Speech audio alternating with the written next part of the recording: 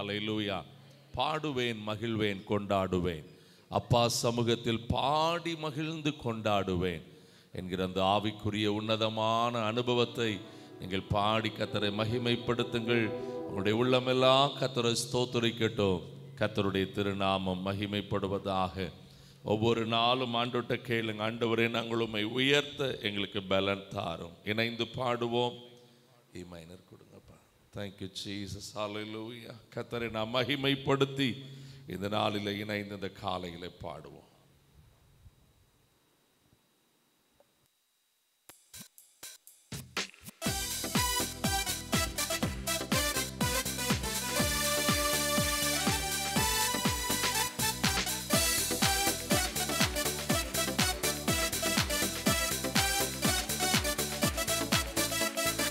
பாடுவேன், மகிழ்வேன், கொண்டாடுவேன், அப்பா சமூகத்தில் பாடி மகிழ்ந்து கொண்டாடுவேன். பாடுவேன், மகிழ்வேன், கொண்டாடுவேன், அப்பா சமூகத்தில் பாடி மகிழ்ந்து கொண்டாடுவேன்.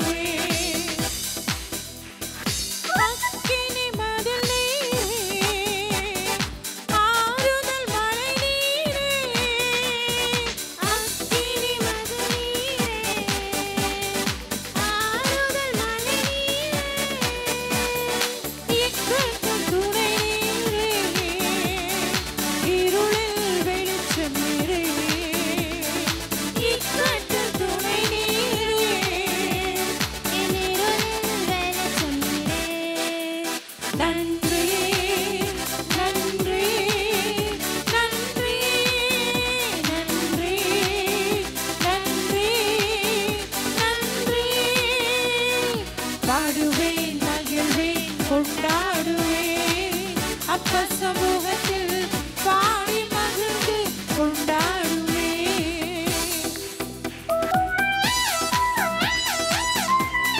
துயர் நீக்கும் மருத்துவரே, என் வாழ்க்கையில இருக்கிற வியாதிகள், வேதனைகள் எல்லாவற்றையும் நீக்குகிற யெகோவா ராஃபா, என் துதிக்கு பாத்திரரே, என் பலன் எல்லாம் நீர்தானையா, என் பிரியமும் நீர்தானையா.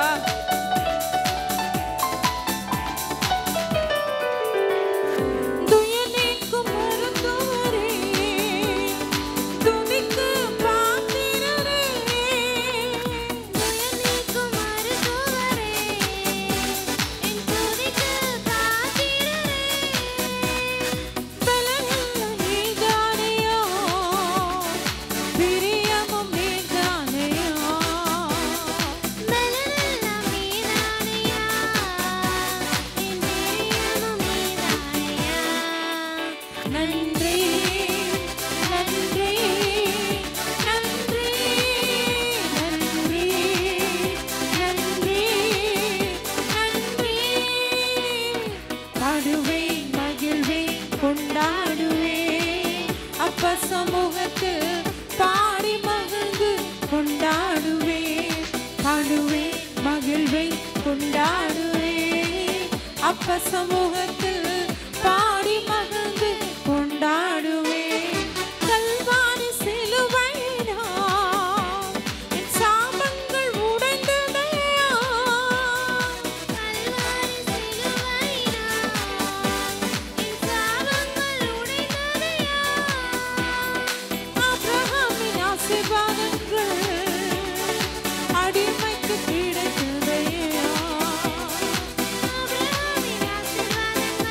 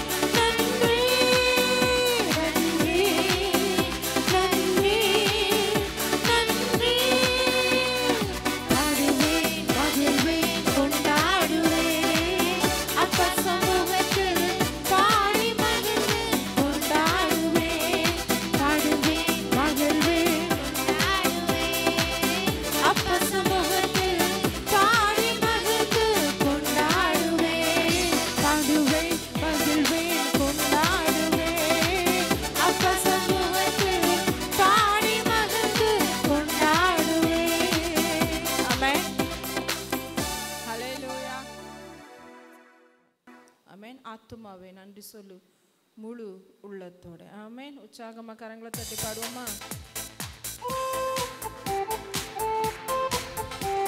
நன்றி நிறைந்த உள்ளத்தோட அவர் செய்த சகல உபகாரம் நினைச்சு நன்றி சொல்லுவோம்.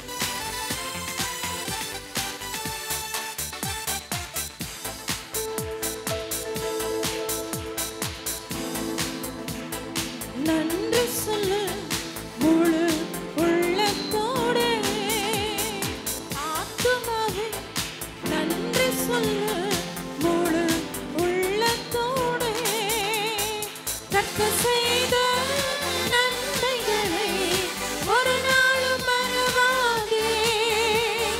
கர்த்தர் செய்த நன்மைகளை ஒரு நாளும் மறவாதே.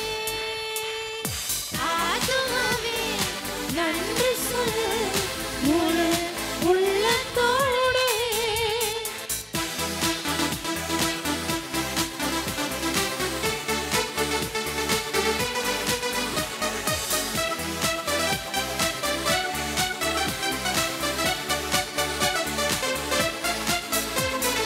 குற்றங்களை மன்னித்தாரே,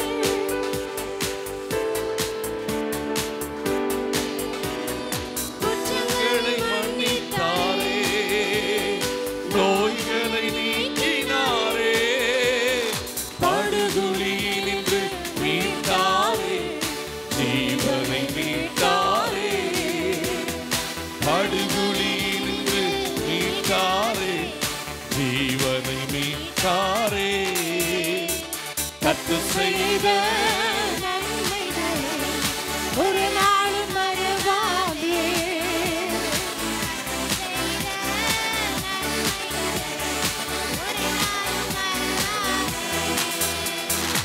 ஆத்துமாவே நன்றி சொல்லு முழு உள்ளத்தோடே.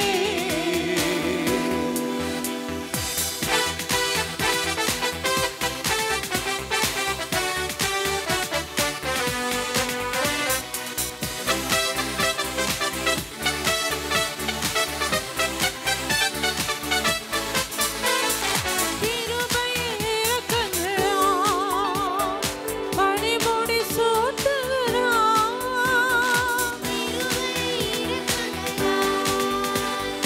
மணிமுடி சூட்டுகிறார், வாழ்நாளெல்லாம் நன்மைகளால் திருப்தி ஆக்குகிறார். அல்லேலூயா, வாழ்நாளெல்லாம் நன்மைகளால் திருப்தி ஆக்குகிறார்.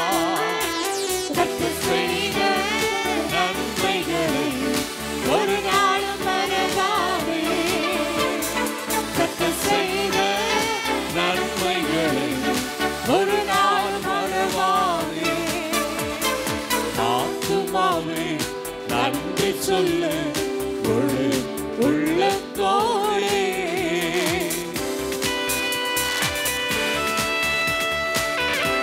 இளமையை கடுகுக்கு சமானமாய் திரும்ப உங்களுடைய வயது வான வயது போலாக்குகிற தெய்வம். ஓடினாலும் நடந்தாலும் பலன் குறைவது நமக்கு இல்லை.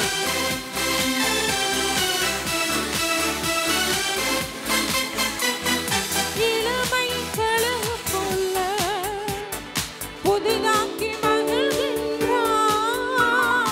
இளமை கழுகு போல புதிதாக்கி மகிழ்கின்றார். ஓடினாலும் நடந்தாலும் பலன் குறைவதில்லை. ஓடினாலும் நடந்தாலும் பலன் குறைவதில்லை. கர்த்தர் செய்த நன்மைகளை ஒரு நாளும் மறவாதே. கர்த்தர் செய்த நன்மைகளை ஒரு நாள் மறவாதே. ஆத்துமாவே நன்றி சொல்லு முழு உள்ளத்தோடே.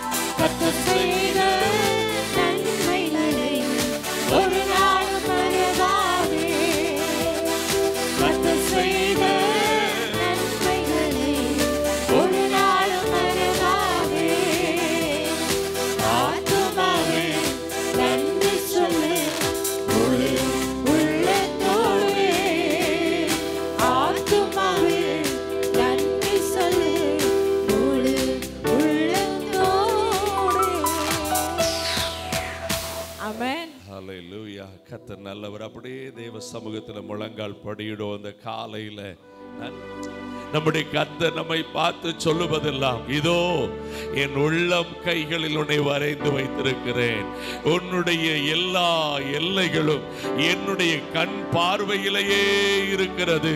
ஹல்லேலூயா. ஆண்டவருக்கு நன்றி சொல்லுங்கள். என்னை காண்கிறவர், என்னை நடத்துகிறவர். ஹல்லேலூயா.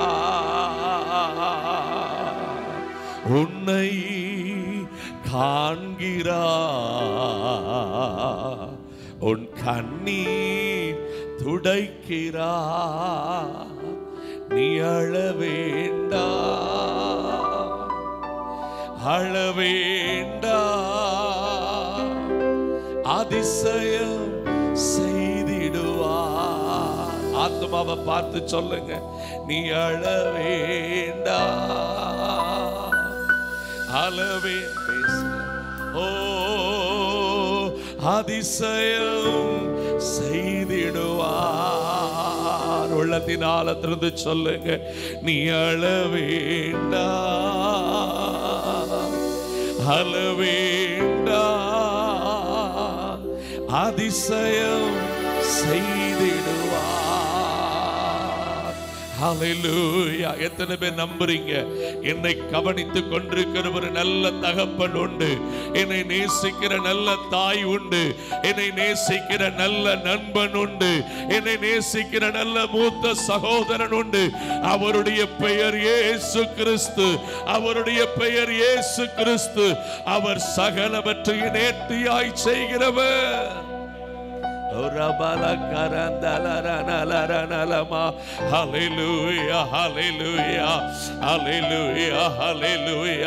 எதிர்காற்றோடு போராட்டமா உன்னை காண்கிறார், எதிர்காற்றோடு போராட்டமா உன்னை. ஓ, உன் படகில் ஏறுகிறார், அமைதி தருகிறார். உன் படகில்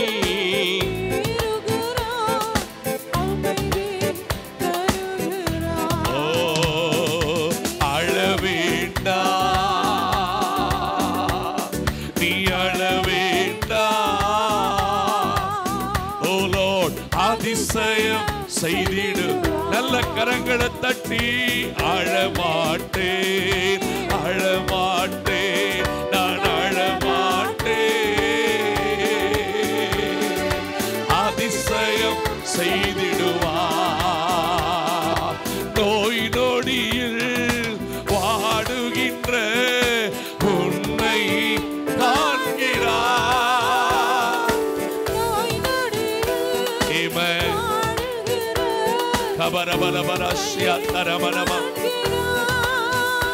ஒரு நொடி பொழுதில் சுகம் தந்து உன்னை தேற்றுவார். ஒரு நொடி பொழுதில் சுகம் தந்து உன்னை தேற்றுவார். நான் அழமாட்டேன். தேவ சமூகத்தில் வந்த பின்பு அவர் அதிசயம் செய்கிறவர், அதிசயம். ஓ, அழமாட்டேன்,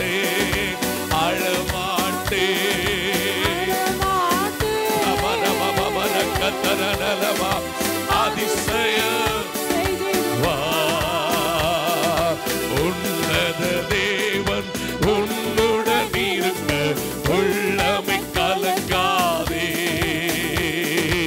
உன்னத தேவன் உள்ளமை கலங்காதே. அவர் உள்ளவரே என்று நன்மைகள் குறையாதே. அவர் உள்ளவரே நன்மைகள் குறையாதே. உன்னத தேவன் உன்னுடன் இருக்க. ஓ உன்னத தேவன் உள்ளமே கலங்காதே. நல்ல கரங்களை தட்டி ஹல்லேலூயா. சிலுவை சுமந்த உருவம், சிந்தின ரத்தம் புரண்டோடியே நதி போலவே பாய்கின்றதே. நம்பி இயேசுவண்டை வா. நம்பி இயேசுவண்டை வா. சிலுவை சுமந்த உருவம், சிந்தின ரத்தம் புரண்டோடியே நதி போலவே பாய்கின்றதே.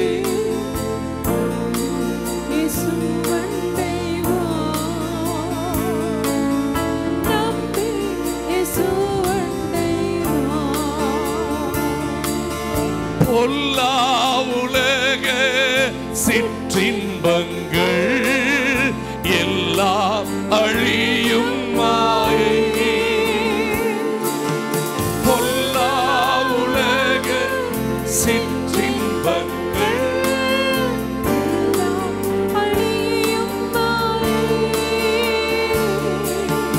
ஆனாய் நிலையான சந்தோஷ பூவினில் கர்த்தாவின் அன்பண்டை வா. காணாய் நிலையான சந்தோஷம் கர்த்தாவின் அன்பண்டை வா. சிலுவை சுமந்த உருவம், சிந்தின ரத்தம் புரண்டோடி நதி போலவே பாய்கின்றதே. இயேசுவண்டை வா. நம்பி இயேசுவண்டை வா.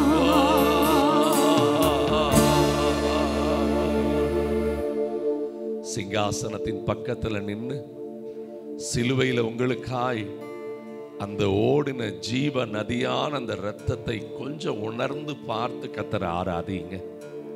சின்ன பிள்ளைகளா இருந்தா கூட உங்க கண்கள் மூடி இருக்கட்டும். வாலிபர்களே, உலகத்தின் பொல்லாத மாயை கொஞ்ச காலம்தான், ஒன்றுமில்லாமல் இது போய்விடும்.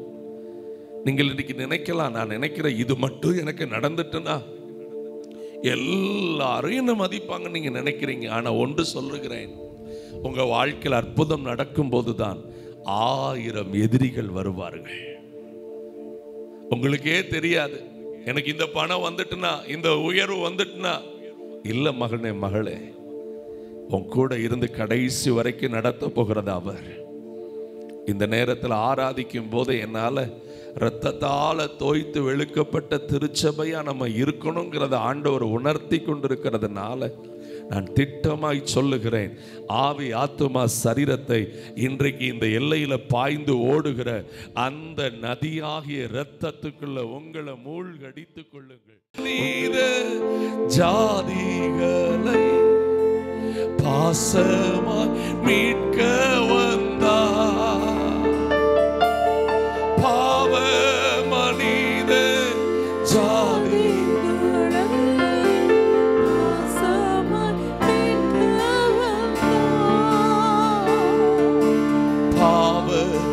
பரிகாரி கர்த்தர் இயேசுநாதர் பாவம் எல்லாம் சுமந்தார். பாவ பரிகாரி கர்த்தர் இயேசுநாதர் பாவம் எல்லாம் சுமந்தார். சிலுவை சுமந்த ஒருவன் சிந்தின ரத்தம் புரண்டோடியே நதி போலவே பாய்கின்றதே. நம்பி இயேசுவண்டை வா, நம்பி இயேசுவண்டை வா. தூம மீட்பை பெற்றிடாமல் ஆத்மம் நஷ்டம் அடைந்தார். லோகம் முழுதும் ஆதாயமாக்கியும் லாபம் ஒன்றும் இல்லையே. லோகம் முழுதும் ஆதாயமாக்கியும் லாபம் ஒன்றும் இல்லையே. வலது கரத்தை உயர்த்தி சிலுவை சுமந்த ஒருவர் சிந்தின ரத்தம் புரண்டோடியே நதி போலவே. ஆலயத்துக்குள் அந்த நதி பாய்கிறது. யாரெல்லாம் அந்த ரத்தத்தில் உங்களை கழுவி கொள்ளுகிறீர்களோ விட்டு கொடுத்து கேளுங்க. உம்மண்டை ஓடி வருகிறேன், உம்முடைய மகிமையை விரும்புகிறேன்.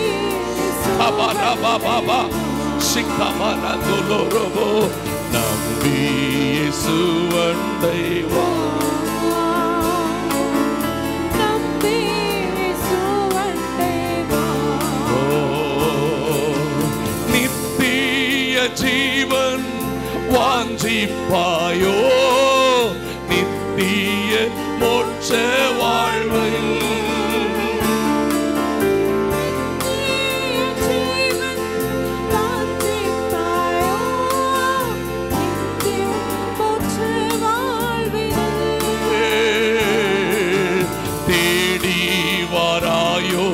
பரிசுத்த ஜீவியம் தேவை, அதை அடைவாய். தேடி வாராயோ பரிசுத்த ஜீவியம் தேவை, அதை அடைவாய். ரெண்டு கையை உயர்த்தி சிலுவை சுமந்த எல்லாரும் சபை முழுவதும் பாடுங்க. சிந்தின ரத்தம் புரண்டோடி நதி போலவே பாய்கின்றதே. நம்பி இயேசுவண்டை வா, நம்பி இயேசுவண்டை வா. சுமந்த உருவம் சிந்தின ரத்தம் புரண்டோடி நதி போலவே பாய்கின்றதே. நம்பி இயேசுவண்டை வா, நம்பி இயேசுவண்டை. கைகளை உயர்த்தி தாகமடைந்தோர் எல்லாருமே தாகத்தை தீர்க்கவாரோ. தாகமடைந்தோர் தாகத்தை தீர்க்கவாரோ. ஜீவ தண்ணீரான கர்த்தர் இயேசுநாதர் ஜீவன் உனக்களிப்பார். ஜீவ தண்ணீரான கர்த்தர் இயேசுநாதர் ஜீவன் உனக்களிப்பார். சிலுவை சுமந்த உருவம், சிந்தின ரத்தம் புரண்டோடியே நதி போலவே பாய்கின்றதே. நம்பி இயேசுவண்டை வா, நம்பி இயேசுவண்டை வா. மறவாமல் நினைத்தீரையா, மனதார நன்றி. விடுதலையோடு உயர்த்தி மகிமைப்படுத்துங்க. உம்மை உயர்த்துகிறோம் முழு பலத்தோட சத்தமா. இரவும் பகலும், இரவும் பகலும் என்னை நினைத்து இதுவரை நடத்தினீர். சொல்லுங்க, இரவு பகலும் உமக்கு நன்றி அப்பா.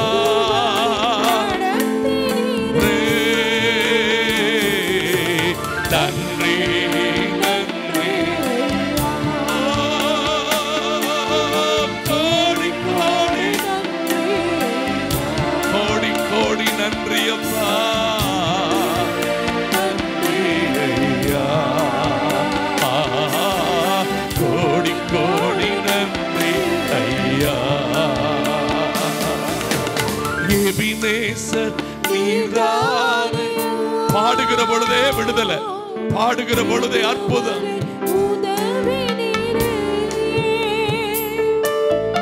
எபினேசர் நீதானே.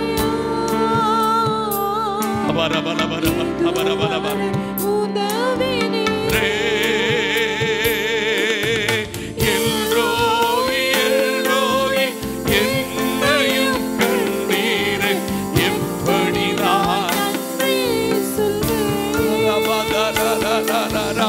எல்ரோகி எல்ரோகி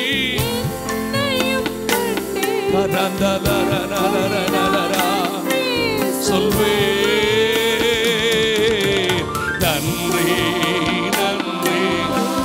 விடுதலை, பரிசுத்த மகிமை ஒவ்வொருவரை மூடட்டும்.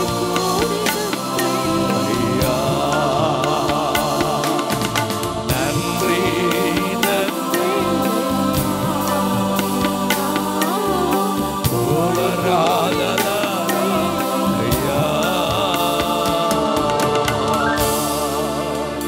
மறவாமல் நினைத்தீரையா. உங்க சத்தம் உயரட்டும். மனதார நன்றி சொல்வே, மனதார கைகளை உயர்த்தி சொல்லுங்கள். மனதா நன்றி நன்றி ஐயா. உங்க சத்தத்தை கேட்க விரும்புறார் குட்டி தம்பி, வாலிபரே. உங்க மனதார உள்ள துதி அப்பா கேட்க விரும்புறார். அருமையான தாயே, உங்க சத்தம் உயரட்டும்.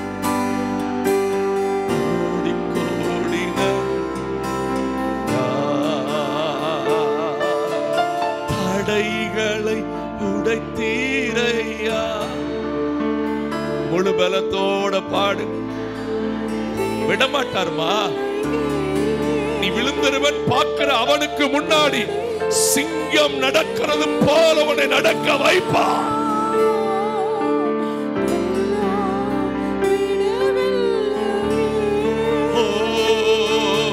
சோர்ந்து போன நேரம் எல்லாம் தூக்கி என்னை சுமந்து வாக்கு தந்து,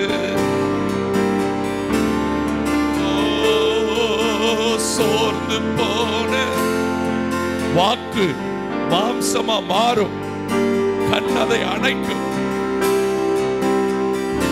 அவர் சொன்னது உங்க வாழ்க்கையில நடக்கும். அப்படித்தான் சபை சொல்லுகிற நன்றி பரலோகத்தில் அவருடைய பாதத்தில் வைக்கப்படுகிறது. நன்றி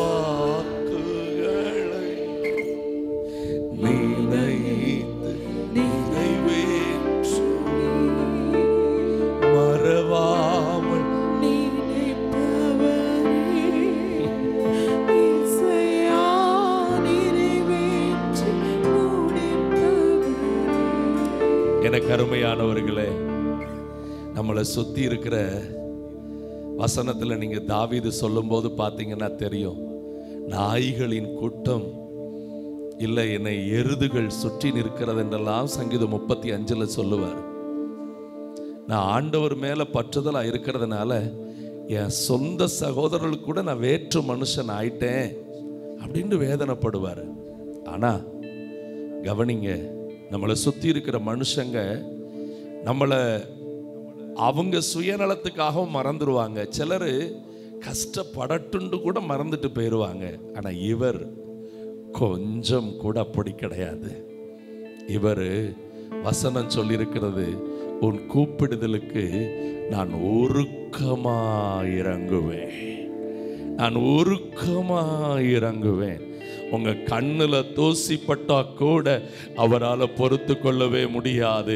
அப்படி இருக்கும் பட்சத்தில் இவ்வளவு வேதனைக்கு உனக்கு அனுமதி கொடுத்திருக்கிறாருனா, நீ அனுபவிக்க போகிற அற்புதம் அவ்வளவு மேலான அற்புதம்.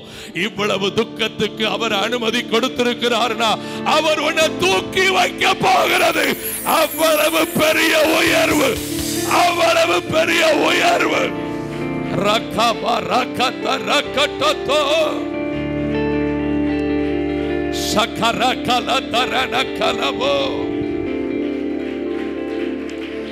அரமனலரனலரதலரலரா. சொன்னதை செய்து முடிப்பி, நீர் முடித்து தீர்க்கு மட்டும் கைவிடமா. சொன்னதை செய்து முடித்து தீர்க்கு மட்டும் கைவிடமா. என் கையை கொண்டு தொடங்கினதெல்லாம் என் கையை கொண்டே நிறைவேற்றுவே. என் கையை கொண்டு தொடங்கினதெல்லாம் நிறைவேற்றுவே. மறவாமல் நினைப்பவரே ஏசையா, நிறைவேற்றி முடிப்ப மறவாமலே.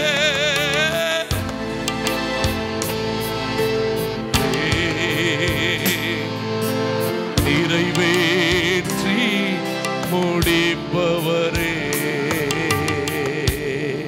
தகப்பனே, ஒவ்வொரு பிள்ளைகளுக்கு நீ சொல்லியிருக்கிற வாக்கு தத்தங்களை நீ நிறைவேற்ற போகிறதுக்காக நன்றி.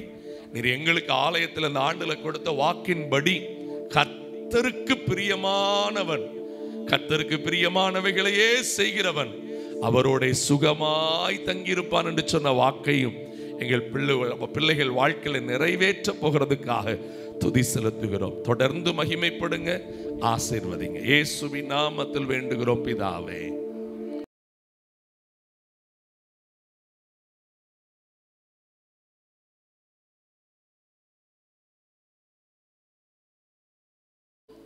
இன்னைக்கு 90 சங்கீதம் 90 அதுடைய 15வது வசனம்.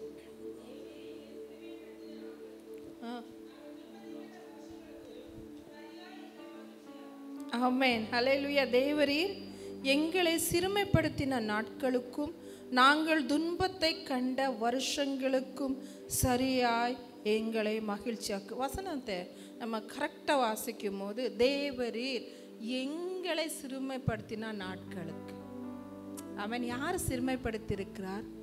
தேவனை நம்மளை சிறுமைப்படுத்தியிருக்கிறார். நாட்களுக்கும் நாங்கள் துன்பத்தை கண்ட வருஷங்களுக்கு சரியாய், துன்பத்தை கண்ட வருஷங்கள், கர்த்தருடைய கையில சிறுமைப்பட்ட நாட்களுக்கும் நாங்கள் துன்பம் கண்ட வருஷங்களுக்கும், அவருடைய கையினால நாம என்ன பண்ணிருக்கோம்? வருஷங்கள் துன்பத்தை கண்டு இருக்கிறோம், எங்களை மகிழ்ச்சியாக்கும். நீங்க சங்கீதம் 90ல அதோடைய மேல தலைப்புல இருக்கு பாருங்க, தேவனுடைய மனிதனாகிய மோசையின் ஜெபம். இந்த சங்கீதம் ஒரு ஜெபம்.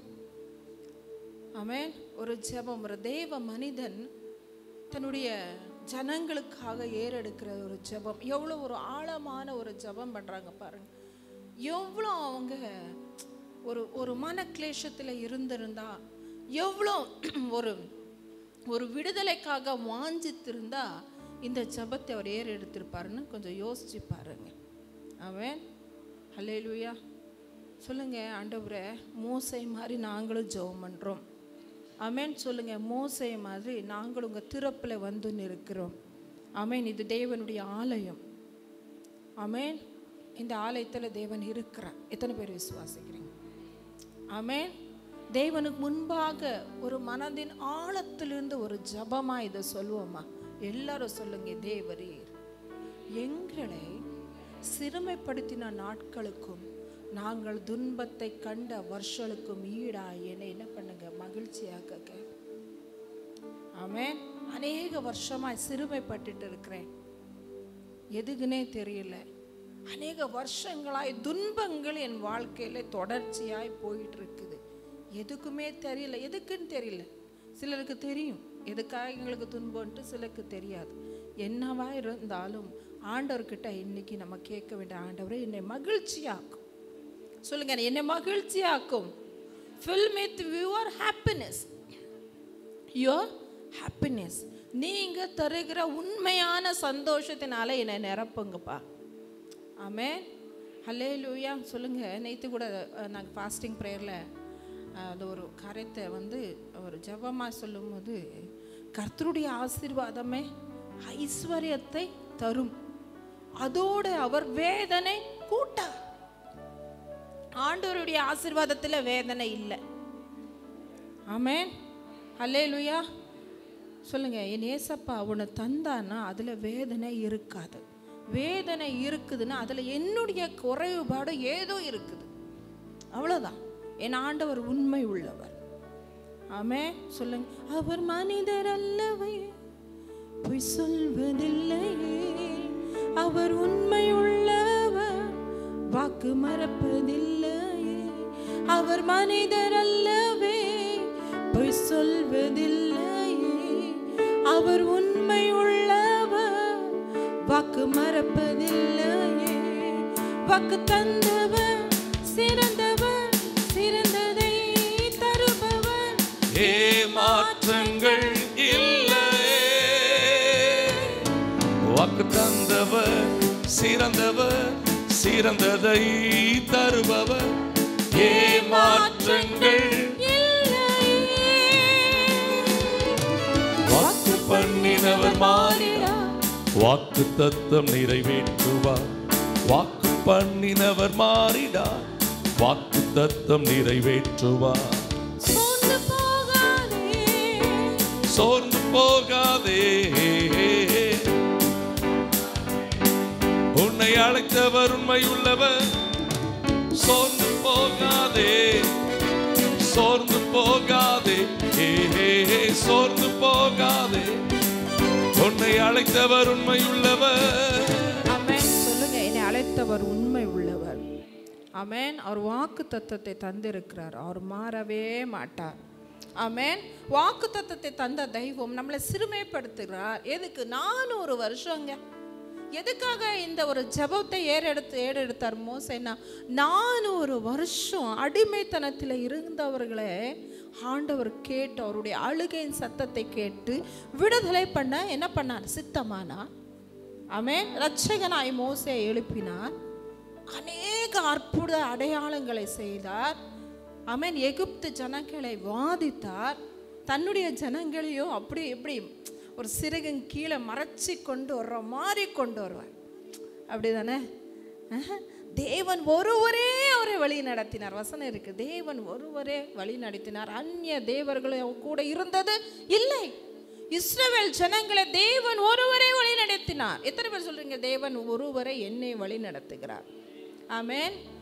அப்போ 400 வருஷம் அடிமைத்தளத்தில் இருந்தவங்களை என்ன விடுதலைக்கு நேராக அழைக்கிறார், கானான் தேசத்துக்கு நேராக அழைக்கிறார். ஆமென். ஒரு செழிப்பான ஒரு வாழ்க்கை, ஒரு விடுதலையான ஒரு வாழ்க்கை, ஆசீர்வாதமான ஒரு வாழ்க்கை, மகிழ்ச்சியான ஒரு வாழ்க்கை கொடுக்கும்படிக்கு அவங்களை அழைத்து என்ன பண்ணுகிறார்? கூட்டு வருகிறார். ஆமென். அப்போ ஆசீர்வாதமான வாழ்க்கைக்கு அழைக்கப்பட்டவருடைய வாழ்க்கையில ஏன் சிறுமையை கண்டார்கள்? ஆமென். சொல்லுங்க, எத்தனை பேர் ரட்சிக்கப்பட்டிருக்கிறீங்க? ஆமென். எத்தனை பேர் சொல்லலாம் இல்லையா, ஆண்டவரே நான் எப்படிலாம் இருந்தேன். ஆண்டவர் நம்மளை சந்தித்த நேரங்களை கொஞ்சம் யோசிச்சு பார்ப்போமா? எத்தனை சிறுமையில் இருந்தோம், எத்தனை பாடுகளில் இருந்தோம், பிரச்சனைகள் இருந்தோம், நம்பிக்கையற்ற சூழ்நிலையில் இருந்தோம், இனி வாழக்கூடாதுன்ற நிலைமையில இருந்தோம், எல்லாராலும் கைவிட்டு போன நிலைமையில இருந்தோம். அப்படிதானே? பாவம் செய்து மரித்து போயிருந்தோம். ஆமென். அப்படிதானே? மண்ணுக்கு மண்ணா போயிருக்க வேண்டிய எங்களை தேவன் நினைத்தார். ஆமென். இஸ்ரவேல் ஜனங்களை அவர் நினைத்தார், நம்மளே நினைத்து சந்தித்தார் அல்லவா, விடுவித்தார் அல்லவா. அப்ப விடுதலையா இருக்க வேண்டிய நம்ம ஏன் அநேக கஷ்டங்களுக்குள்ள பாடுகளுக்குள்ள நாங்கள் இருக்கிறோம் இன்றைக்கு? நம்ம கொஞ்சம் யோசிச்சு பார்ப்போமா? அதனாலதான் அந்த ஜெபம் ஏறெடுக்கிறது. ஆமென். 400 வருஷம் கஷ்டப்படுறாங்களாங்க. அப்போ விடுதலைக்கு வாக்குத்தத்தம் கொடுத்தாரல்ல தேவன். வாக்குத்தத்தில் உண்மை உள்ளவர் தானே, அவர் எப்பவுமே உண்மை உள்ளவர். சொல்லுங்க, என் தேவன் எப்போது உண்மை உள்ளவர். நான் படுற பிரச்சனைக்கு, நான் படுற பாடுக்கு நான் தான் காரணம். எத்தனை பேர் சொல்றீங்க? சிலர் சொல்லுவாங்க, நான் இவ்வளோ பாடுபடுறதுக்கு தேவனை நம்பிட்டு நான் பாடுபட்டுட்டு இருக்கிறேன். நிறைய பேர் சொல்லுவாங்க, நான் தேவன் நம்பி வந்தேன், ஆலயத்துக்கு வந்து, ஆனால் இன்னும் என் பாடு தெரியல. அப்போ ஏதோ ஒரு மிஸ்டேக் நமக்குள்ளே இருக்கு, ஏதோ விஷயங்கள் நமக்குள்ளே இருக்குதுனால மட்டும்தான் நம்மளால முழு விடுதலையாய் வாழ முடியலை. நம்ம ஏதோ ஒரு விஷயத்துக்கு இடம் கொடுத்துருக்குறோம், ஏதோ ஒரு விஷயத்தை நமக்குள்ளே வைத்திருக்கிறோம். அதனால தான் விடுதலையா ஆவில நம்மளால இருக்க முடியலை, ஆவில ஆராதிக்க முடியலை. கர்த்தரை வந்து என்ன தெரியுமா, ஒரு மனிதன் தேவனை ரொம்ப நேசிச்சானா எப்படி இருப்பானா, என்ன விஷயங்கள் வந்தாலும் கூட கர்த்தருக்குள்ள மகிழ்ச்சியா இருப்பான். கர்த்தருக்குள் களி கூர்ந்து மகிழ்கிறேன், கவலைகளை மறந்து துதிக்கிறேன், ஆர்ப்பரித்து ஆரவார பலிதனையே அப்பாவுக்கு ஆனந்தமாய் செலுத்துகிறேன். எப்போது எந்த சூழ்நிலையிலையும் கர்த்தருக்குள்ள மகிழ்ச்சியா இருப்பான். ஆமென். அது உண்மையா ஆண்டவரை நேசிக்கிற பிள்ளை. அப்படிதான் அவனுடைய வாழ்க்கை இருக்கும். ஆனா இங்க பார்த்தீங்கன்னா, நீங்க மேலுள்ள வசனங்களை பார்த்தீங்கன்னா, நாங்கள் உங்கள் கோபத்தினாலே அழிந்து உங்க உக்கிரத்தினாலே கலங்கி போகிறோம். தேவனுடைய கோபம் ஜனங்கள் மேல வந்திருக்குதுங்க. தான் அழைத்த ஜனங்கள், தான் விடுதலை கொடுக்கணும் நினைச்ச ஜனங்கள், தான் வழிநடத்தி வருகிற ஜனங்கள், தன்னுடைய கட்டுப்பாட்டுக்குள்ளே வைத்திருக்கிற ஜனங்கள், பகலில் மேகஸ்தம்பமாய் இரவில் அக்கினி ஸ்தம்பமாய் பாதுகாக்கிற ஜனங்கள், எவ்வளோ நேசித்திருந்தா சொல்லுவார் என் ஜனம்னு சொல்லுவார். என் ஜனம். அவர் ஆபிரகாமுக்கு வாக்குத்தத்தத்தை தந்தவர். ஆமென். ஈசாக்கோட, யாக்கோபோட, இப்போ யாக்கோபுடைய சந்ததியோட அவர் உடன்படிக்கை பண்ணினவர். அதை நினைவு கூர்ந்து என்ன பண்ணுறார், விடுதலை செய்கிறார் அல்லவா. ஆனால் விடுதலை செய்து தேவ ஜனத்தின் மேல கோபம் கொண்டு இருக்கிறார். சில நேரங்கள்ல ஆண்டவராலே தான் நடத்தப்படுகிறோம், ஆனா தேவ கோபம் நம்ம குடும்பத்தின் மேல இருக்கு. தேவ கோபம் இருக்கு. தேவ கோபம் இல்லாமல் இப்படிப்பட்ட ஒரு உபதிரவ பாதைக்குள்ளே நம்ம போக மாட்டோங்க. தேவனுக்கு பிரியமில்லாத சில விஷயங்களை நம்ம வாழ்க்கையில செய்கிறதுனால தான் தேவனால நடத்தப்படுகிற நம்ம தேவன் கரம், ஆதரிக்கிற கரம், அதே நேரத்தில் நமக்கு அடியும் கொடுத்துட்டு இருக்குது. ஏன் தெரியுமா? தேவ கோபம் நம்ம மேல இருக்குது. அவர் நம்மளை நேசிக்கிறவர். ஆமென். ஒருவன் நேசிக்கிற பிள்ளையை தான் சிட்சிப்பான். அவர் நம்மளை ரொம்ப நேசிக்கிறதுனால தான் அடிக்கடி ஒரு சிட்சைக்குள்ளே போயிட்டு வருகிறோம். ஏன் தெரியுமா? ஏதோ ஒரு தவறுகளை நாங்கள் செய்து கொண்டிருக்கிறோம். அதனால தான் இந்த சிறுமை. சொல்லுங்க, என்னுடைய சிறுமைக்கு நான் தான் காரணமே தவிர தேவன் அல்ல. ஆமென். அவர் உண்மை உள்ளவர். ஆமென். பாருங்க, திரும்பி அந்த வசனத்தை நீங்கள் வாசிக்கணும்னு நான் விரும்புகிறேன். அதே எங்கள் 9வது வசனம், எங்கள் நாட்கள் எல்லாம் உங்கள் கோபத்தினாலே போய்விட்டது. எத்தனை லட்சக்கணக்கான ஜனங்கள் வர்றாங்க, ஆனால் சந்தோஷமாக உங்களால தேவன் கூட டிராவல் பண்ண முடியல. வருஷங்கள் போயிடுச்சு. 11 நாட்கள்ல கடக்க வேண்டிய பிரயாணம் 40 வருஷம் ஆகுது. அப்பா, எப்படி 14 நாள்ல ஈஜிப்ட்ல இருந்து கானானுக்கு போயிடலாம். ஆனா 40 வருஷம் ஆகுது. ஏன்? தேவனுடைய கோப ஜனன் மேல இருக்கு. சொல்லுங்க, கொஞ்ச நாள்ல வர வேண்டிய விடுதலை வருஷங்கள் ஆயிட்டு இருக்குது. கொஞ்ச நாள்ல நான் ஆசீர்வாதமா இருக்க வேண்டியவா வருஷங்கள் ஆயிடுச்சு. ஏன்னா தேவ கோபத்துக்கு நான் ஆளா இருக்கிறதுனால தான், என்னுடைய குடும்பம் ஆளா இருக்கிறதுனால தான். சொல்லுங்க, ஆண்டவரே நான் தவறு செய்தேனே மன்னிங்க. ஆமென். உங்களுடைய கோபத்தின் உக்கிரத்தை என்னை விட்டு நீக்குங்கப்பா. எத்தனை பேர் சொல்றீங்க? உங்களுடைய கோபத்தின் உக்கிரத்தை, கர்த்தர் கோபப்பட்ட முன்னால நிக்க யாராலேயே முடியாதுங்க. அவர் இரக்கம் உள்ளவர், மனதுருக்கம் உள்ளவர், அவர் நீடிய சாந்தம் உள்ளவர். ஆமென். அதே நேரம் அவர் பட்சிக்கிற அக்கினியாயும் கூட இருக்கிறார். சொல்லுங்க, உங்களுடைய கோபம் எங்க மேல வேண்டாம் என் ஆண்டவரே. ஆமென். உங்க இரக்கத்துக்காக நான் ஒவ்வொரு நாளையும் கெஞ்சுகிற கிருபை எனக்கு கொடுங்க. ஒரு கதையை போல எங்க வருஷங்களை கழிந்து போட்டோம். எப்படி ஒரு அர்த்தமுள்ள ஒரு வாழ்க்கையை வாழ வேண்டியவங்க. ஆமென். ஒரு நிதர்சனமா வாழ வேண்டிய நம்மளுடைய வாழ்க்கை ஒரு கதையை போல கலந்து போயிட்டு இருக்கு. காலை எழும்புறோம், கிளம்புறோம், போயிட்டே இருக்கும். காலை எழும்புறோம், ஒரு நாள் முடிஞ்சு இன்னொரு நாள், ஒரு நாள் முடிஞ்சு இன்னொரு நாள், போயிட்டே இருக்குது. ஆனா தேவ திட்டமும் நம்ம வாழ்க்கையில நிறைவேறல. 14 நாள்ல நிறைவேற வேண்டியது தேவ விருப்பம். கானான் தேசம் தேவ விருப்பங்க. ஆமென். சொல்லுங்க, என்னுடைய சுக வாழ்வு. சொல்லுங்க, எல்லாரும் சொல்லுங்க, என்னுடைய சுக வாழ்வு, நான் நல்லா வாழுகிறது தேவனுடைய விருப்பம். 11 நாள்ல முடிய வேண்டியது 40 வருஷம் ஆகுது. அப்ப தேவ திட்டம் நம்ம வாழ்க்கையில நிறைவேறாம போயிட்டு இருக்குது. ஒரு கதையை போல கழிந்து போயிட்டு இருக்கிறோமே. எத்தனை பேருக்கு அது கஷ்டமா இருக்குது? இன்னும் என் வாழ்க்கையில தேவ திட்டம் நிறைவேறல. எத்தனை பேர் சொல்றீங்க? ஆமென். எத்தனை பேர் வருத்தப்படுறீங்க? ஆமென். ஒரு அழகான ஒரு பாட்டு இருக்கு தெரியுமா? பாரில் வந்தேன் எனக்கென்றே பாதி வாழ்க்கை கடந்ததையோ மீதி வாழ்க்கை யாருக்காக நீதி நாதா மகிமை கன்றோ மீதி வாழ்க்கை யாருக்காக நீதி நாதா மகிமை கன்றோ. பாரில் வாழ்ந்தேன் எனக்கென்று பாதி வாழ்க்கையை முடிச்சிட்டு கீழே இருக்குது. மனுஷனுடைய ஆயுஷ்காலம் எவ்வளோன்னு எழுதியிருக்கிறாரு? எங்களுடைய ஆயுள் நாட்கள் 80 வருஷம், பலத்தின் மிகுதிலே 70, பலத்தின் மிகுதில் 80 வருஷமாக இருந்தாலும் எத்தனை பேர் சொல்கிறாரு? எத்தனை வருஷம் சொல்கிறாங்க? 70 இல்லை 80. இங்கே இருக்கிற அநேக பேர் பாதி தாண்டிட்டோம், சிலர் முக்கா தாண்டிட்டோம், சிலர் காவாசி தாண்டிட்டோம். நாட்கள், நம்முடைய நாட்கள் எப்படி இருக்குது தெரியுமா? அது அதிகாலையில் முளைத்து பூத்து மாலையில் அறுப்புண்டு உலர்ந்து போகும். ஒரு மனுஷனுடைய வாழ்க்கை எப்படி? காலையில் மலர்கிற புஷ்பத்தை போன்றது. எத்தனை பேர் மத்தியானம் வரைக்கும் வந்துட்டீங்க? ஈவினிங் ஆகிறதுக்கு எவ்வளோ நேரம்? 12 மணி தாண்டிடுச்சுனாலே காலையில் முடிஞ்சிச்சின்னு அர்த்தம். நூன் வந்துருச்சு. 3 மணி தாண்டி 4 மணிக்கு போனாலே சாயந்தரம் வந்துச்சுன்னு கணக்கு. எத்தனை வருஷம் நம்ம வாழ்க்கையில் நம்ம கழிஞ்சிட்டோம்?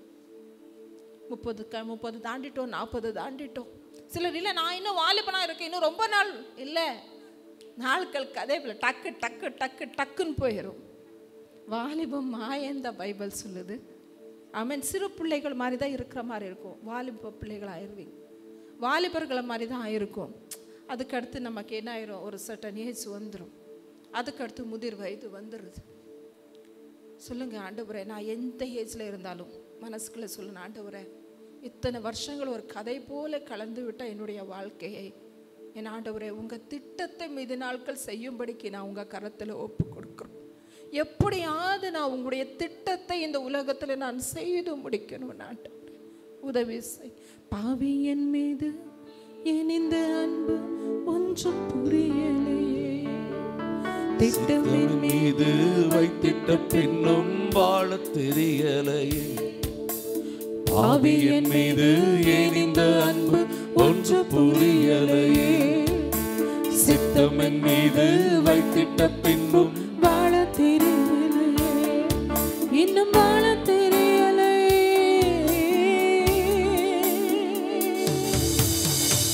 மண்ணான மனிதனா என்னால் எதுமாகுமா,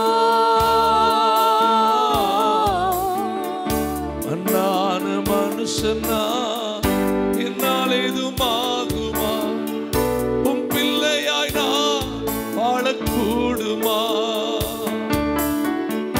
உம் பிள்ளையாய் நான் வாழ முடியுமா. பாவி என் மீது ஏன் இந்த அன்பு ஒன்று புரியலையே, சித்தம் என் மீது வைத்திட்ட பின்பு வாழ தெரியலையே, இன்னும் வாழ தெரியலையே. சொல்லுங்க, என் மீது சொல்லுங்க, என் மீது தேவ விருப்பம் ஒண்ணு இருக்கு. ஆமென். அந்த விருப்பத்தின்படி என்னால வாழ முடியல ஆண்டவரே. even though you are with me. இஸ்ரவேல் ஜனங்களை ஆண்டவர் நடத்தும் போது அவரோடு கூட தானே இருந்தார். மேகம் அவங்கள விட்டு விலகவே இல்லை. எந்த காட்டு மிருகமும் அவங்கள பாதிக்கல, எந்த மனுஷனும் அவங்கள பாதிக்க முடியல. போட்ட வஸ்திரங்கள் பழசாகல, போட்ட பாதரட்சங்கள் செப்பல்ஸ் கிழிஞ்சு போகல, சாப்பாடுக்கு அவங்க தவிக்கல, பாத்திரம் விளக்கல, காய்கறி வெட்டல, கஷ்டப்படல, எல்லாம் வீட்டு வாசலுக்கு வந்து நின்றுச்சு. சொல்லுங்க, தேவன் அவருடைய திட்டத்தின்படி தான் என்னை நடத்திட்டு இருக்கிறார். என் மேல் ரொம்ப அன்பா இருக்கிறார். எனக்கு தான் அது புரியாம நான் நடந்துட்டு இருக்கிறேன். புரியாம நடக்கும்போது தேவனுடைய கோபம் என் மேல வரும் இல்லையா? தேவன் நடத்துகிற அந்த பாதையை, தேவ அன்பை நான் அசட்டை பண்ணுகிற சில நேரத்தில். ஏன்னா பிளண்டியா கிடைக்குது. தேவனுடைய அன்பு நமக்கு எப்படி கிடைச்சிருக்கு? இலவசமாக கிடைச்சிருக்குது, நிறைய கிடைச்சிருக்குது. இவ்வளவாய் அன்பு கூர்ந்தார், உயிர் கொடுக்குற அளவு அன்பு கூர்ந்திருக்கிறாரு. உயிர் கொடுத்து கொடுத்து கொடுத்து கொடுத்து நேசிக்கிறோம் நம்ம. சிலரை ஈஸியாக தூக்கி போயிடுவாங்க. அப்போ மனசில் எவ்வளோ கஷ்டமாக இருக்குது இல்லையா? அப்படி தானே? உயிர் கொடுத்து எல்லாத்தையும் செய்கிறோம், ஆனால் நம்ம அனுபவிக்கிறது என்ன? கிட்ட பேர் ஆகாதவங்கன்னு சொல்லிட்டு மறந்து போயிடுவாங்க. நமக்கு விரோதமாக கலகம் பண்ணுவாங்க. அப்படி பண்ணுற நேரத்தில் எவ்வளோ கோவம் வருது. அப்போ தேவாதி தேவன் அவங்க முன்மால நன்றி இல்லாதவங்களா நிற்கும் போது அவருடைய மனசு எவ்வளோ கஷ்டப்படும். சொல்லுங்க, எப்பொழுதும் நான் நன்றி உள்ளவங்களா உங்களுக்கு இருக்க வேண்டும் என ஆண்டவரே. ஆமென். தேவ கோபத்துக்கு காரணமான, சிறுமைக்கு காரணமான சில விஷயங்கள் நான் உங்ககிட்ட சொல்லி முடிச்சிடுறேன். கீழ்ப்படியாம, இஸ்ரவேல் ஜனங்களுக்குள்ள இருந்த கீழ்ப்படியாம தான் அத்தனை விஷயங்களுக்கும் காரணம். எக்ஸோடஸ் 32:8, யாத்ராகமம் 32:8 நீங்க பார்த்தீங்கன்னா இஸ்ரவேல் ஜனங்கள் என்ன பண்றாங்கன்னு பாருங்களேன்.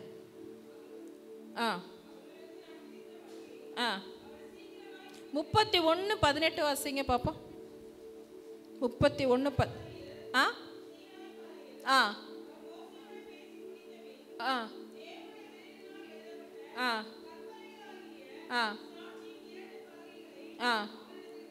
அடுத்து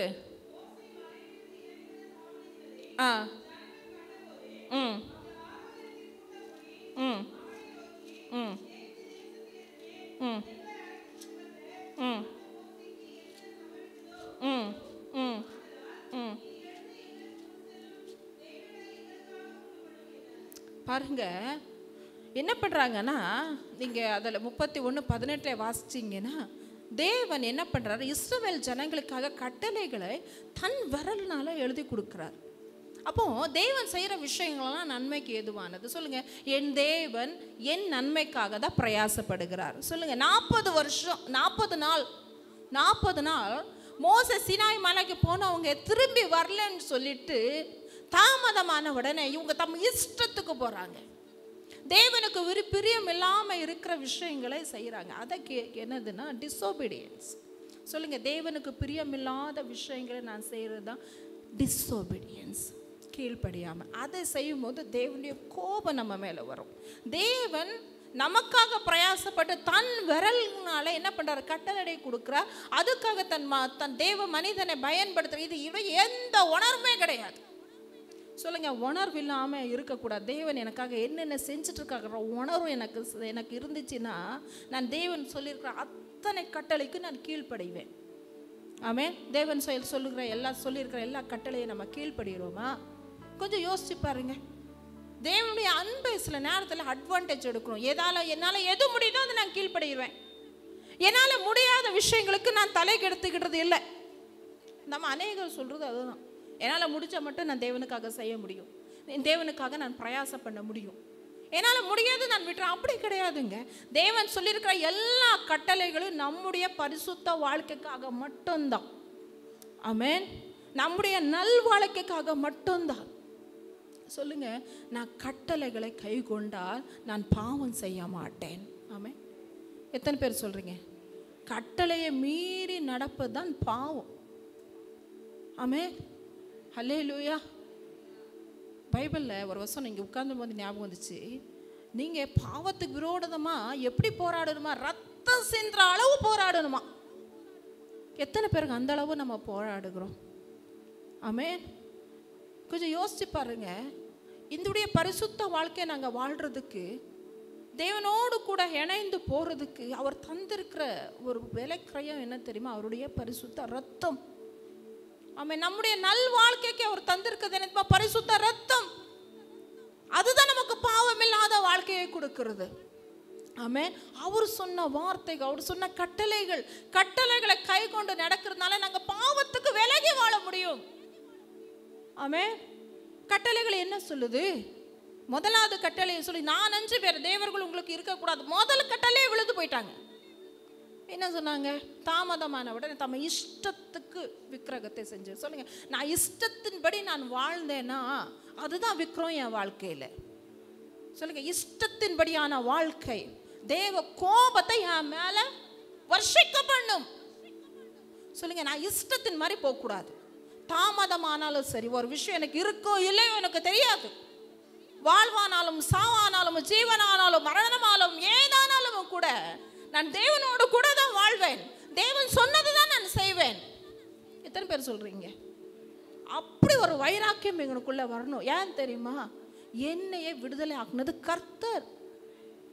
கண்ணுக்கு நேரம் அற்புத அடையாளங்களை பார்த்து ஆண்டவர் சொல்றாங்க, வணங்க கழுத்துள்ள ஜனங்கள் என்னை விட்டுரு, இவங்களை ஃபினிஷ் பண்ணிடுறேன். எவ்வளோ ஒரு மனசில் கஷ்டம் இருந்தால் அப்படி சொல்லுவார். சொல்லுங்கள், நான் வணங்கா கழுத்துள்ள பிள்ளையா நான் இருக்கக்கூடாதுன்னு ஆண்டவரே. சொல்லுங்கள், நான் வணங்கா கழுத்துள்ள பிள்ளை இல்லை ஏசப்பா, உங்களுக்கு உண்மையான பிள்ளையா நான் வாழ விரும்புகிறேன். உண்மையான பிள்ளை தேவனுடைய கட்டளைக்கு கீழ்ப்படிந்து நடக்கும். எதுவும் மிஸ் பண்ணாது. அப்பா அம்மாவை என்ன பண்ணும்? ஹானர் பண்ணும். பிறனுக்குடைய ஏதொன்றையும் மிச்சியாது. போய் பேசாது. போய் பேசி அண்டா அளவு போய் பேசிட்டு வந்து உட்காந்துக்கிடும். ஒன்றும் தெரியலன்றோம். புறங்குறாது. எல்லாத்தையும் சொல்லிட்டு ஒன்றும் தெரியாத மாதிரி வந்து உட்கார்ந்துக்கிறது. சொல்லுங்க, என் தேவனை நான் ஏமாற்ற முடியாது. நான் என்ன செய்தாலும் தேவன் சும்மா இருக்கிறாருன்னா அங்கதான் பிரச்சனை இருக்குன்னு அர்த்தம். சொல்லுங்க, நான் என்ன செய்தாலும் எனக்கு ஒன்றும் நடக்கலை, நான் ஆடினதா ஆட்டோன்னா பிரச்சனை ஒன்று இருக்கு. எப்போ உனக்கு வருதுன்னு தெரியல. சூறாவளி மாதிரி கொண்டு போயிடும். சொல்லுங்க, உங்களுடைய கோபத்துக்கு நான் ஆளாகாதபடிக்கு என்னை பாதுகாத்து நடந்துக்கோங்கப்பா. ஆமென். புரியுதா? இந்த உலகம் எப்படிப்பட்டது தெரியுமாங்க? நீதிமான்களை ஆதரிக்காது, பரிசுத்தமாய் வாழ்றவங்களை ஆதரிக்காது. ஆனால் நம்மளோ பரிசுத்தமாக தான் வாழ வேண்டும், நீதியாக தான் வாழ வேண்டும். ஏன்னா இந்த உலகம் எப்படிப்பட்டது? நம்முடைய வாழ்க்கை காலை மலர்ந்து சாயந்தரம் விழுந்து போகிற புஷ்பத்துக்கு புல்லுக்கு ஒப்பா இருக்கிறது, புகைக்கு ஒப்பா இருக்கிறதுங்க.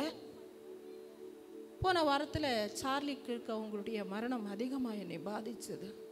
காலைல பேப்பர் படிக்கும் போது ஒரு விஷயம் நான் பாஸ்டர்கிட்ட சொன்னேன். அதை நினச்சி என்னுடைய மனசு ரொம்ப கஷ்டம். ஒரு வெபிச்சாரக்காரங்களா, எத்தனையோ வாழ்க்கையை ஆசை பண்ணவங்களா இருக்கிறவங்களுக்கு தேசம் பெரிய விருதை கொடுக்குது. ஆனால் கிறிஸ்துவுக்காக எழும்பி நின்னவனை அவன் என்ன ஆனால் நேற்று நான் வந்து எஸ்டர்டே ஐ சர்ச் ஃபார் என்னன்னா எதுக்காக அவனை கொன்னாங்கப்பா என்ன பார்க்கணும்னு சொல்லும்போது அவன் செய்த காரியம் என்ன தெரியுமா? அவன் என்ன சொல்றான், லெஸ்பியனை வந்து ஆதரிக்கலை, அவங்களுக்கு வந்து விரோதமாய் குரல் கொடுத்தான். லெஸ்பியனா என்னன்னா பெண்ணுக்கு பெண் உறவு கொள்றது, ஆணுக்கு ஆணு உறவு கொள்றது, கல்யாணம் கட்டுறது, மிருகத்தோட உறவு கொள்றது, இதெல்லாம் ஒரு கலாச்சாரமா? இதெல்லாம் ஒரு வாழ்க்கையா? சிறு வயதிலேயே தவறான வாழ்க்கையை பண்ணிட்டு எத்தனை பிள்ளைகள் ஆனாலும் அழிக்கிறது, அபார்ட் பண்றது, இஷ்டத்தின்படியான வாழ்க்கை வாழ்றது. அது வந்து பாவத்தில் இருக்கிறவங்களுக்கு தங்க இஷ்டத்தின்படியான வாழ்க்கை ஃப்ரீடமா தெரியுது.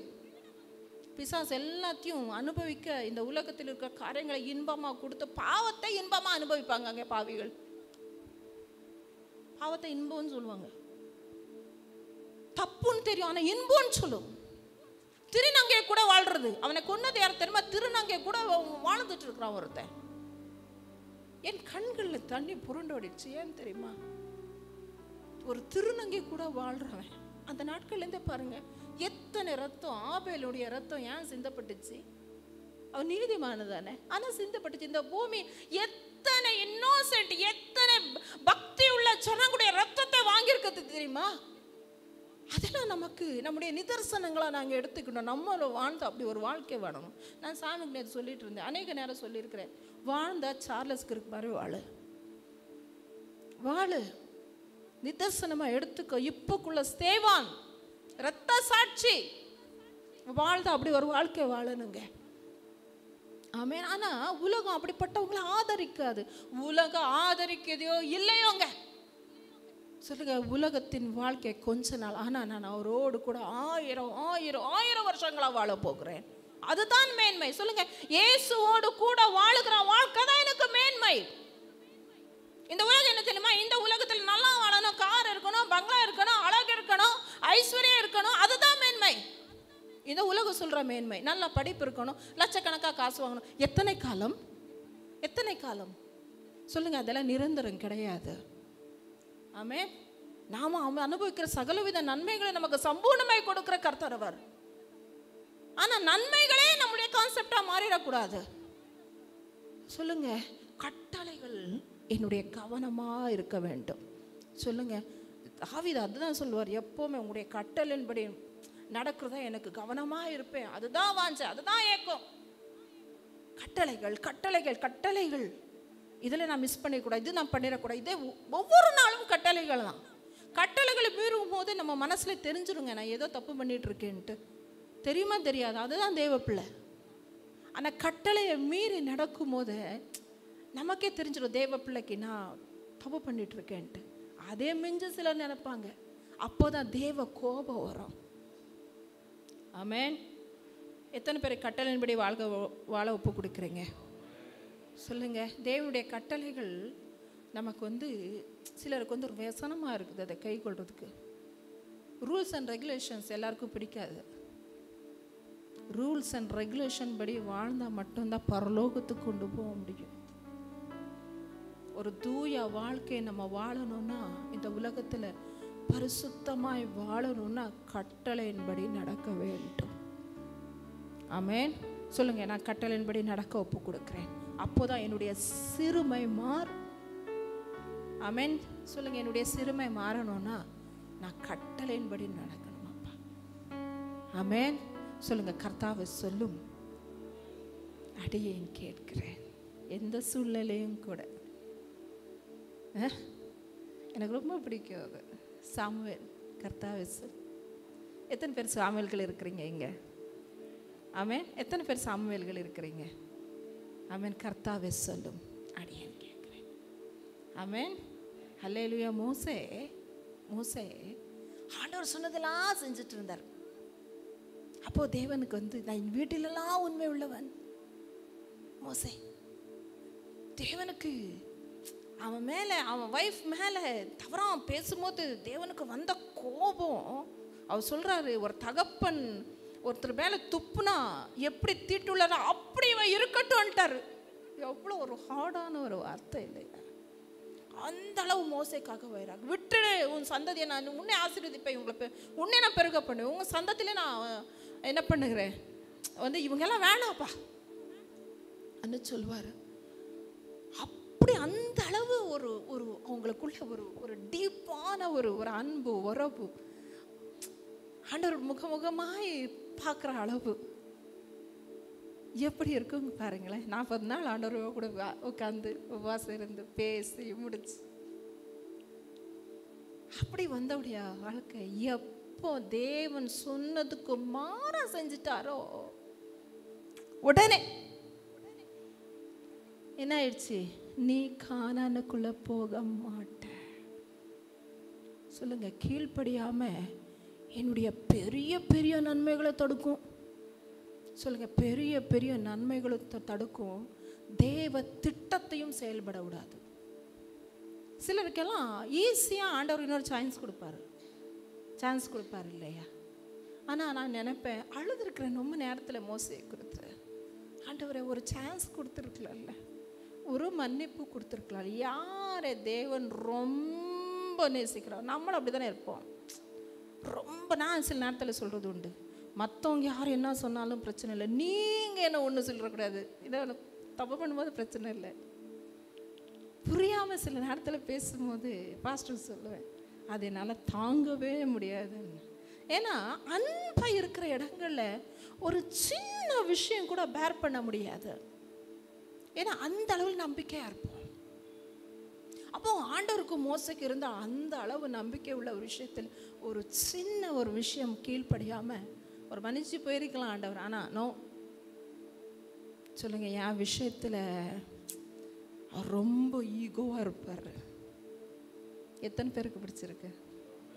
ஆமென். அப்போ நான் கீழ்ப்படிதுள்ள பிள்ளையா இருக்கணும். அதுதான் ஏசப்பா விரும்புறது. ஆமென். அல்லேலூயா. நீங்கள் அதுக்கடுத்து நம்பர்ஸில் எண்ணாகமத்தில் 14:3 வாங்க. எண்ணாகமம் 14:3. ஆ ஆ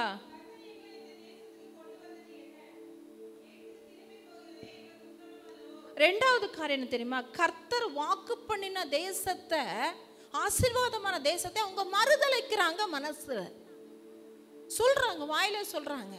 என்ன சொல்றாங்கன்னா, நம்ம பட்டயத்தால் மழும்படிக்கும் மடியும் படிக்கும் என் பெண்ஜாதிகள் பிள்ளைகளும் கொள்ளையாகும் படிக்கும் கர்த்தர் இந்த தேசத்துக்கு கொண்டு வந்தது என்ன? நல்லா வாழணும், வைக்கணும், இந்த பிள்ளைகளை ஆசீர்வதிக்கணும்னு கொண்டு வந்தா இவங்களுக்கு எப்படியா இருக்குது? கர்த்தர் கொடுக்குற தேசம் சேர்ற வரைக்கும் பொறுமை கிடையாது. இவங்க நினைச்ச உடனே டக்கு டக்கு டக்குன்னு தேவன் செஞ்சிடணும். நம்ம நினைச்சதெல்லாம் நடக்கணும் வாழ்க்கையில, இல்லைன்னா அது நல்லதில்லை நினைக்கிறோம். இன்னொரு இடத்துல பாருங்க, அவங்க சொல்றாங்க 23 இருக்குது பாருங்க. 23 நம்பர்ஸ் எண்ணாகம் 23.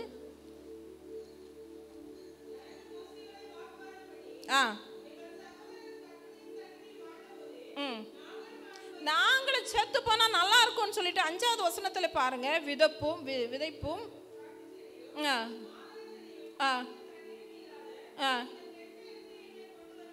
எப்படி பாருங்க, தேவன் கொடுத்த தேசம் நல்ல தேசம், ஆனா அவங்க சொல்றது என்ன தெரியுமா? கெட்ட தேசம், கெட்ட இடம். எத்தனை பேர் தேவன் தந்தா வாழ்க்கையை குறித்து ஹாப்பியா இருக்கிறீங்க? ஆமென்.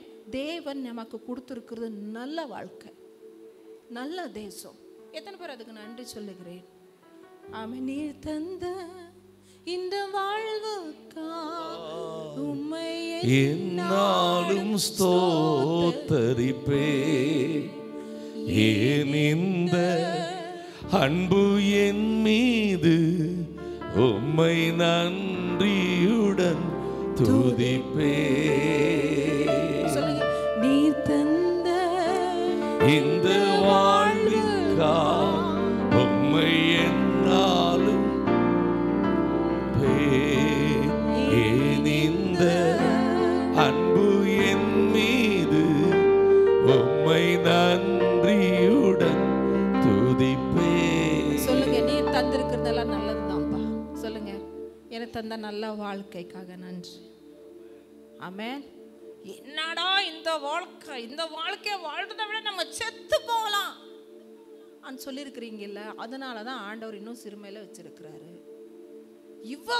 இவன் கூட வாழ்றதுக்கு நம்ம வாழாமே இருக்கலாம், நம்ம கெட்டாமே இருக்கலாம், நம்ம பிறக்காமே இருக்கலாம், நம்ம இல்லாமலே போயிருக்கலாம். நம்ம வாழ்க்கை மேலே நம்ம பாதி சாபத்தை அள்ளி போட்டுட்டு இருக்கிறோம். சொல்லுங்க, தேவன் தந்திருக்க தேசம் நல்ல தேசம். சொல்லுங்க, நம்ம பவர் சத்திரத்துக்காக நன்றி, தமிழ்நாடுக்காக நன்றி, இந்தியாவுக்காக நன்றி, என் வீட்டுக்காக நன்றி, என் கணவனுக்காக நன்றி, என் பிள்ளைகளுக்காக நன்றி. எல்லாம் நல்லா இருக்கு எனக்கு. ஆமென். சொல்லுங்க, எல்லாம் நல்லா தந்திருக்கிறீங்க ஆண்டவரே, அதுக்காக நன்றி. நம்ம சில நேரத்தில் சீன்னு சொல்லியே சில நேரத்தில் நம்ம வாழ்க்கை அப்படியே தான் இருக்குது. நம்முடைய சரீரங்களையும் அப்படிதான் நம்ம சொல்றோம். சில நேரத்தில் இப்படி கஷ்டப்படுறதை விடன்னு சொல்லிட்டு ஏபிசிடி சொல்லி முடிச்சிடும். அதுதான் நம்மளுடைய வாழ்க்கைக்கு சிறுமைக்கு காரணம். தேவன் நம்மளை அப்படியே ஒப்பு கொடுக்கிறார் சில நேரங்களில். சொல்லுங்க, ஆண்டவரே நீர் தந்த யாவற்றையும் எனக்கு நன்மையாக நான் எடுத்துக்கிடுறேன் ஆண்டவரே. சில நேரத்தில் சொல்லுங்க, சில விஷயங்கள் என் விருப்பத்துக்கு மாறா இருக்கலாம், நான் எதிர்பார்த்த மாதிரி இல்லாம இருக்கலாம். ஆனால் இல்லாதவைகளை இருக்கிறது போல அழைக்கிற ஆண்டவர் நீர். ஆமென். நீ சரிப்படுத்த வேண்டிய விஷயங்களை சரிப்படுத்துவேன். ஆமென். ஹல்லேலூயா. என் வாழ்க்கையை நீர் ஆசீர்வதிப்பேன். சொல்லுங்க, என் வாழ்க்கையை நான் விரும்புகிறேன். தேவனோடு கூட நடக்கிற இந்த வாழ்க்கை அருமையானது. ஆமென். நீர் தந்த ரட்சிப்பு அருமையானது. ஆமென். நீங்க தந்த ஆலயம் அருமையானது. ஆமென். நீர் தந்த வாழ்வு அருமையானது. நீங்க அதுக்கு நன்றி சொல்லுங்க. உங்களுடைய சிறையிருப்பு மாறும். நான் ரொம்ப டீட்டெயிலாக பேச விரும்பல, ரொம்ப நேரம் ஆகுது. அதுக்கடுத்து அவங்களுக்குள்ள இருந்த சிறுமைக்கு காரணம் நான் அவங்களுக்குள்ள இருந்த புலம்பலின் ஆவி. ஆமென். Murmuring spirit. 40 வருஷம், நான் 14 நாளில் போக வேண்டியது 40 வருஷம். எதனாலன்னா அவருடைய புத்தி எங்கேருந்தே காட்டியிருந்தாங்கன்னா அந்த தண்ணீர்கிட்டேருந்தே காட்டியிருந்தாங்க. மாற என்ற தண்ணீர் இடங்கள்லே காட்டியிருந்தாங்க. அங்கிருந்து ஸ்டார்ட் ஆகுது அவங்களுடைய புத்தி.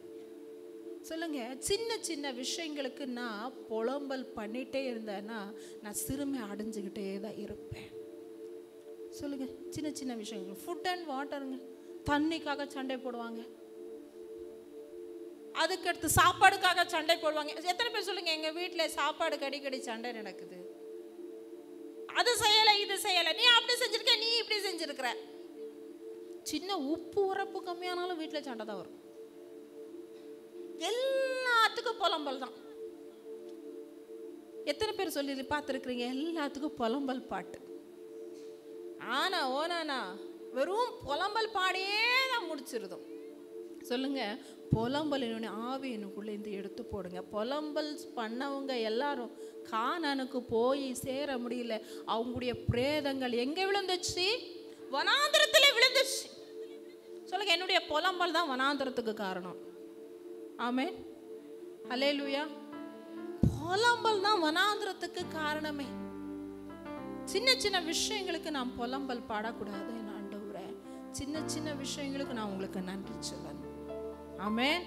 அப்போதான் என் வாழ்க்கையில இருக்கிற தடைகளெல்லாம் மாறும் என் ஆண்டவரே.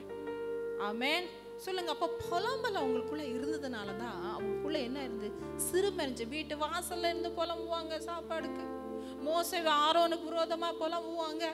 தங்க வாழ்க்கைக்கு விரோதமா புலம்பிக்கிடுவாங்க. யானோ வந்தோம், யானோ இருந்தோம், நாங்கள் அங்கே இருந்திருக்கலாம்ல அன்வாங்க. இதெல்லாம் புலம்பலுங்க. சொல்லுங்க, நாங்கள் வந்து வசிக்கிற இடத்துல இருந்து நான் புலம்பல் பாடக்கூடாது, நான் கீர்த்தனம் பண்ணணும். ஆமென். சொல்லுங்க, நான் உள்ளளவும் உம்மை துதிப்பேன். கடைசி அவங்க செய்த என்ன காரியம் என்ன தெரியுமா? வாக்குவாதம்.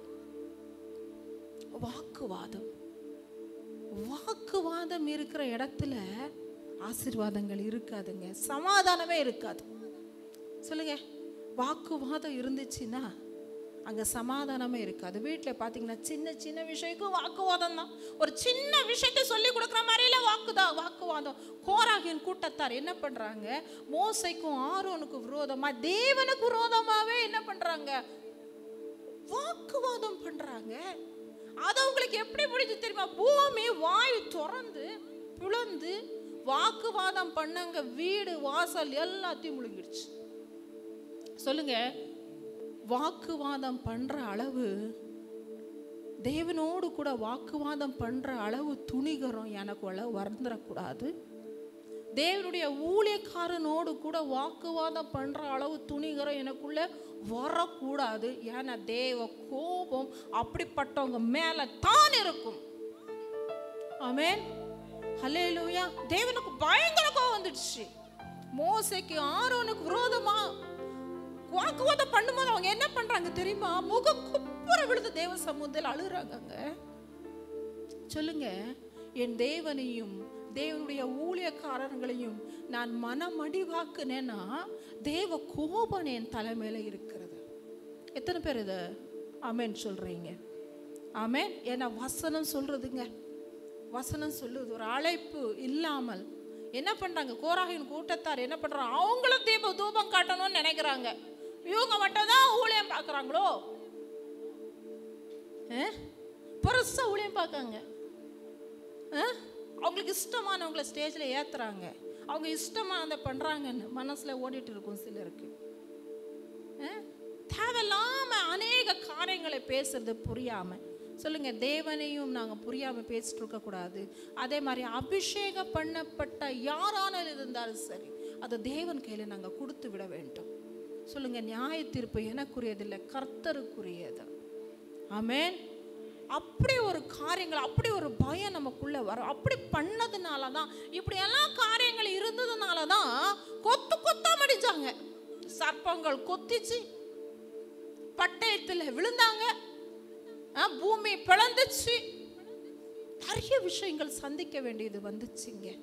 ஆனால் நம்ம சொல்லணும், ஆண்டவரே நான் இப்படிப்பட்ட சிறுமைக்குள்ளே நான் போகக்கூடாதுன்னா கீழ்ப்படிதுள்ள பிள்ளையா நான் இருக்கணும். சொல்லுங்க, கீழ்ப்படிதுள்ள பிள்ளையா இருக்கணும். அதுக்கடுத்து நீங்கள் தந்திருக்கிற வாழ்க்கையை நான் அதுக்காக நன்றி சொல்லணும், அதை நான் ஏற்றுக்கொள்ள வேண்டும். மூணாவதாக, நான் புலம்பலே பேசிட்டு இருக்கக்கூடாது. நாலாவதாக, நான் வாக்குவாதம் பண்ணக்கூடாது. சொல்லுங்க, என் வாய்க்கு காவல் வைங்க. நான் யார் முன்னே பேசுகிறேன், யாரை பேசுகிறேன்ற பயம் எப்பொழுதும் எனக்கு இருக்க வேண்டும். அப்படி நீங்கள் பண்ணீங்கன்னா நீங்கள் சிறுமைப்பட்ட நாட்களுக்கு ஈடாய் கர்த்தர் உங்களை மகிழ்ச்சி ஆக்குவார். கர்த்தர் இந்த வார்த்தையின் மூலமா உங்களை ஆசீர்வதிக்கட்டும். ஆமென்.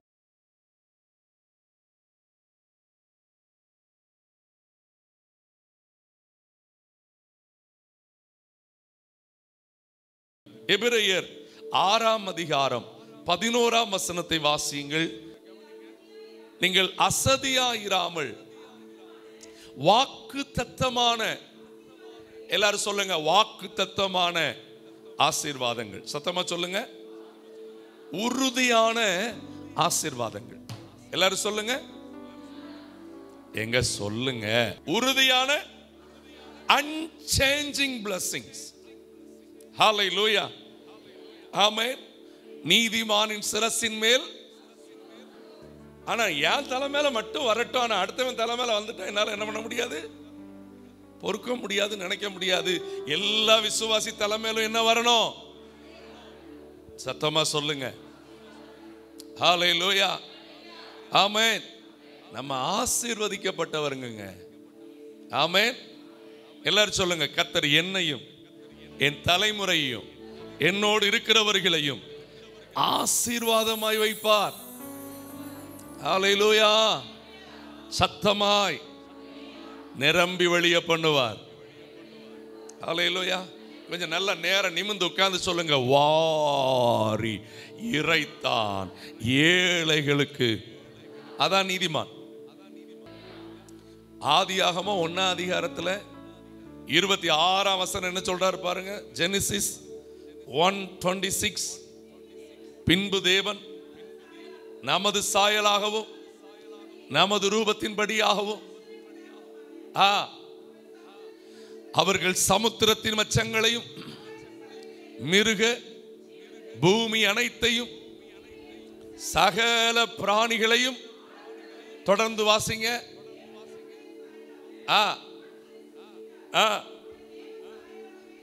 தேவ சாயலாய் இருக்கிற பிள்ளைக்கு அடுத்த வசனம் பாருங்க, 28, பின்பு தேவன் நீங்கள், எல்லாரும் சொல்லுங்க என்னது? எல்லாரும் சொல்லுங்க என்னது? அல்லேலூயா. நமக்கு சிலருக்கு மண்டையே சரியில்லைங்க. என்ன சரியில்லை தெரியுமா?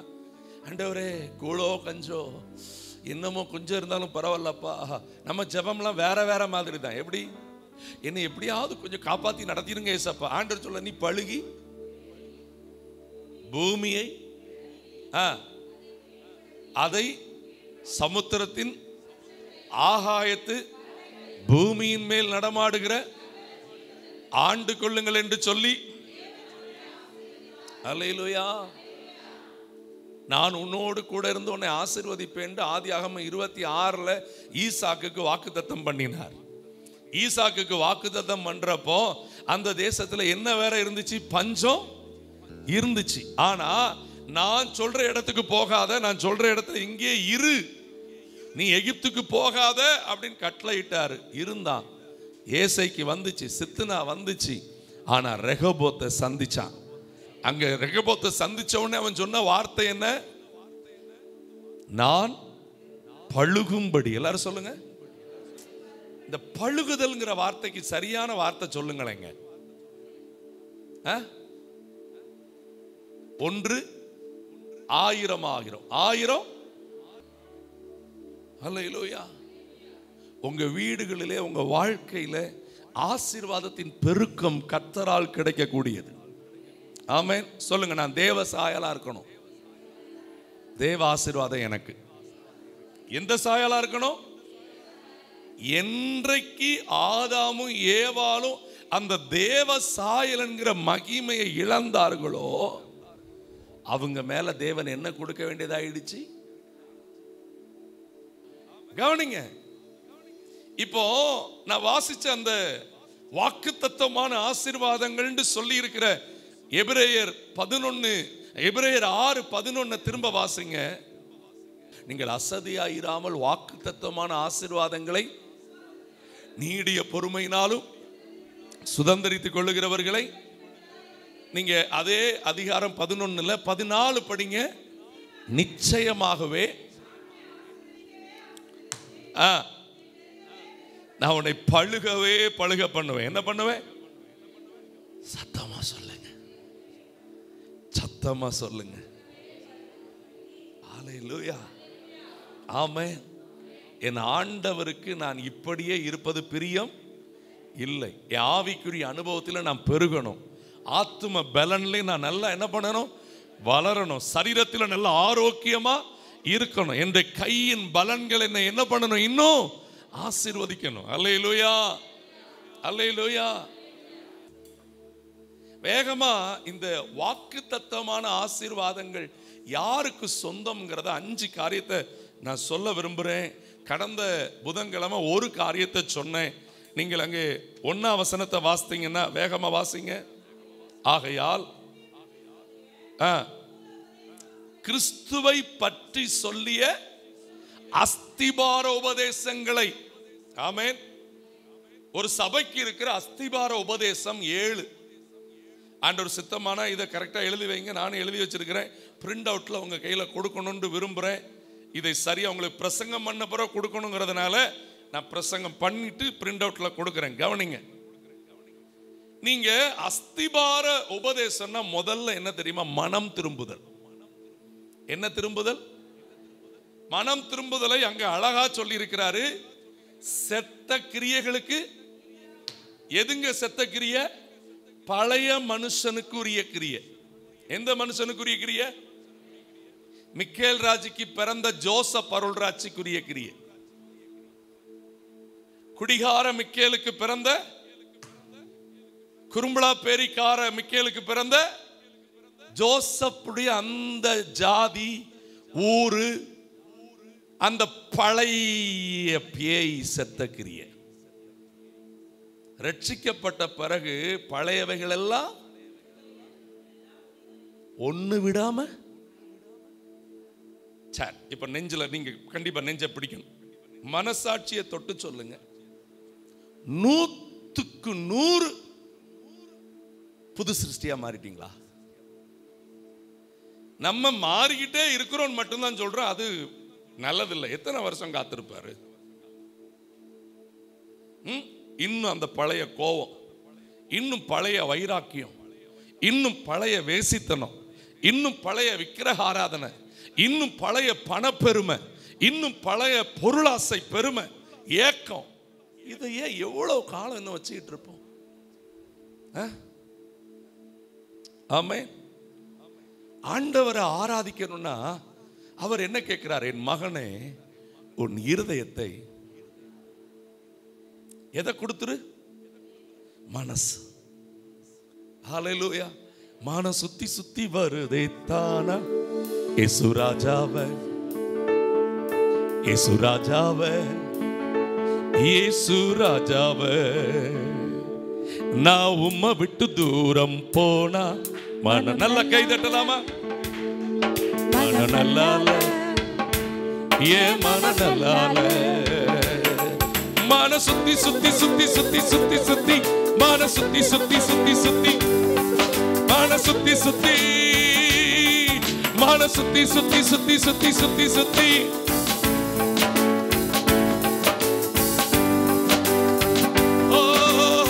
இயேசுதானே ஜீவனும் பலனும், யாருக்கு நான் இனி அஞ்சி அஞ்சி வாழணும்? இயேசுதானே ஜீவனும் பலனும், யாருக்கு நான் இனி அஞ்சி அஞ்சி வாழணும்? மன சுத்தி சுத்தி வருதே தானா இயேசு ராஜாவே, இயேசு ராஜாவே, இயேசு ராஜாவே, நான் உம்மை விட்டு தூரம் போனா நல்லால, மனம் நல்லால, ஏன் மனம் நல்லால. ஆவியில நிரம்பி இந்த பாட்டை நடனமாடி கர்த்தருக்கு உங்களை விட்டு கொடுத்து பாருங்க. ஆமென். நம்மளை சிலரை அசைக்கவே முடியாது. ஏசப்பா வந்தா கூட, ஓ நீங்க ஏசப்பாவை பொறுங்க பொறுங்க பொறுங்க, நான் போய் சில வேலையெல்லாம் முடிச்ச பிறகு, அவர்லாம் நிற்க மாட்டாருங்க. வெளிப்படுத்தின விசேஷத்தில் கடந்த வாரத்தில் பாஸ்டர்மா பிரசங்கம் பண்ண அந்த பகுதியை நான் கொஞ்சம் ஃப்ரீயாக இருக்கிற ஒரு நேரம் அப்படியே உட்காந்து படிக்க ஆரம்பித்தேன். படிக்க ஆரம்பித்தா 3 அதிகாரத்தில் 20ஆம் வசனத்தில் பாருங்க, இதோ இருதயத்தில் இருக்க வேண்டிய ஏசப்பா இப்போ எங்கே போயிட்டாரு? வீட்டுக்குள்ளே இருக்க வேண்டிய ஏசப்பா இப்போ எங்கே போயிட்டாரு? பொதுவா ஜோக்கா ஒரு கதை சொல்லுவாங்க. ஒரு வங்கி அதிகாரி அவருடைய வேலையினால இடம் மாறுதலாக்கப்பட்டு ஒரு பெரிய பட்டணத்துக்கு போனாராம். இவருக்கு வங்கி வேலையை விட எது முக்கியம்னா, சாயங்காலம் ஜெபக்கூட்டம் இருக்கணும், காலையில தனி ஜெபம் சரியா பண்ணணும், ஞாயிற்றுக்கிழமை ஆயிட்டுனா ஆராதனைக்கு போகணும், இத்தனைக்கு இவர் யாரு? Bank manager. இவர் அந்த புது ஊர்ல போனவர் என்ன பண்ணார் தெரியுமா? போயிட்டு, நீங்க இந்த கதையை கேட்டிருக்கலாம், திரும்ப ஒரு தடவை கேளுங்க. போயிட்டு என்ன பண்ணிட்டார்னா, அந்த ஊர்ல சர்ச்சு எங்க இருக்குதுன்னு பார்க்க கிளம்பினார் பாருங்க. இவர் வண்டி எடுத்துட்டு ஃபர்ஸ்ட் வேகமா போயிட்டாரு, எங்கேயுமே பார்க்க முடியல. திரும்பி வரும்போது தான் தெரியுது, பேங்குக்கு பக்கத்துல 4வது பில்டிங்கே சர்ச்சு. பாப்பா கொடுத்து வச்சவன் பான்ட்டு. இப்ப புதன்கிழமை பார்த்தாரு, எப்பண்டா ஞாயிற்றுக்கிழமை வரும்னு பார்த்தாரு, சீக்கிரம் கிளம்பிட்டாரு, வேகமா போனாரு. 8 மணிக்கு நம்ம சர்ச்சை மாதிரி ஆராதனை, இவர் 7:15 போயிட்டாரு, ஃபர்ஸ்ட் ஆளா உட்கார்ந்துட்டார். அந்த சர்ச்சில் எல்லாமே டேபிள், என்னது பெஞ்ச். ஃபர்ஸ்ட் ஆளா உட்கார்ந்தாரு பாருங்க. 7:40க்கு அங்கே முதல் ஆள் வந்தார். அவர் சொன்னாரு, அண்ணாச்சி இது ஏன் இடம், தள்ளி உட்காருங்க அப்படின்னார். இப்படியே வந்தவங்க தள்ளி உட்கார வச்சு ஒரு கட்டத்தில் சர்ச்சுக்குள்ள இவருக்கே எங்க இல்லை, இவர் சரி இது முதல் ஆராதனை தானே அப்படின்னு வெளியில நிப்போன்னு பார்த்தா, அங்க வெளியில நிக்கிறதுக்கும் இடம் இல்லாம தண்ணி இதை கொண்டு வந்து வச்சுட்டாங்க, டீயை கொண்டு வந்து வச்சுட்டாங்க. இவர் அங்க தள்ளி நிக்காரு. இவருக்கு ரொம்ப மனசு வேதனை. ஏசப்பாட்ட அழுறார் கண்ணை மூடிட்டு. ஏசப்பா, நான் எவ்வளவு ஆசையா ஆலயத்துக்கு வந்தேன், என்னை எப்படி சர்ச்சுக்கு வெளியில பக்கத்துல ஒரு சத்தம் கேட்டுச்சான், நானும் வெளியில தாண்டா நிக்க, நானும் ஏன் தெரியுமா? சபையை விட்டு நம்மளை விட்டு அவர் வெளியில் போயிருந்தாரு. இந்த அதிகாரத்தில் படித்து பாருங்க. மேலே நீங்கள் படித்து பார்த்தீங்கன்னா 17ஆம் வசனத்தில், நீங்கள் 16ஆம் வசனத்தில், நீ குளிருமின்றி வெதுவெதுப்பாக இருக்க, வாந்தி பண்ணுற மாதிரி நிலையில தான் இருக்க, அதனால் நான் வாசலில் போய் நிற்க வேண்டியதாயிட்டு. பிறவு பார்த்துக்கலாம். உபவாச ஜெபமா? பிறவு டாக்டர் சுகர்னு சொல்லியிருக்கார், அதனால என்ன போட்டுற முடியாது. உண்மையா சொல்றேன், சரியா உபவாசிக்காம சரியா ஜெபம் பண்ணாம இருந்து டாக்டரை மட்டும் நம்புறது விக்கிரக ஆராதனை. நீங்க கர்த்தருக்கு முதலிடம் கொடுக்கிறது இல்ல, அனலா இருக்கிறது இல்ல, ஆவியில வெது வெதுப்பா இருக்கிறது. வாசல்ல தான் நிப்பாரு, மனம் திரும்பல. இது இன்னும் 17ஆம் வசனம் பாருங்க. நீ பரிதபிக்க தரித்திரன், குருடன், ஆனா வாய் மட்டும் என்ன சொல்லுது? நான் ஐஸ்வர்யவான், திரவிய சம்பன்னன். எனக்கு சில வீடுகளை விட்டு ஆண்டவர் ஏன் தெரியுமா வெளியில நிக்கிறாரு? அந்த வீட்டில் இருக்கிற மேட்டிமை.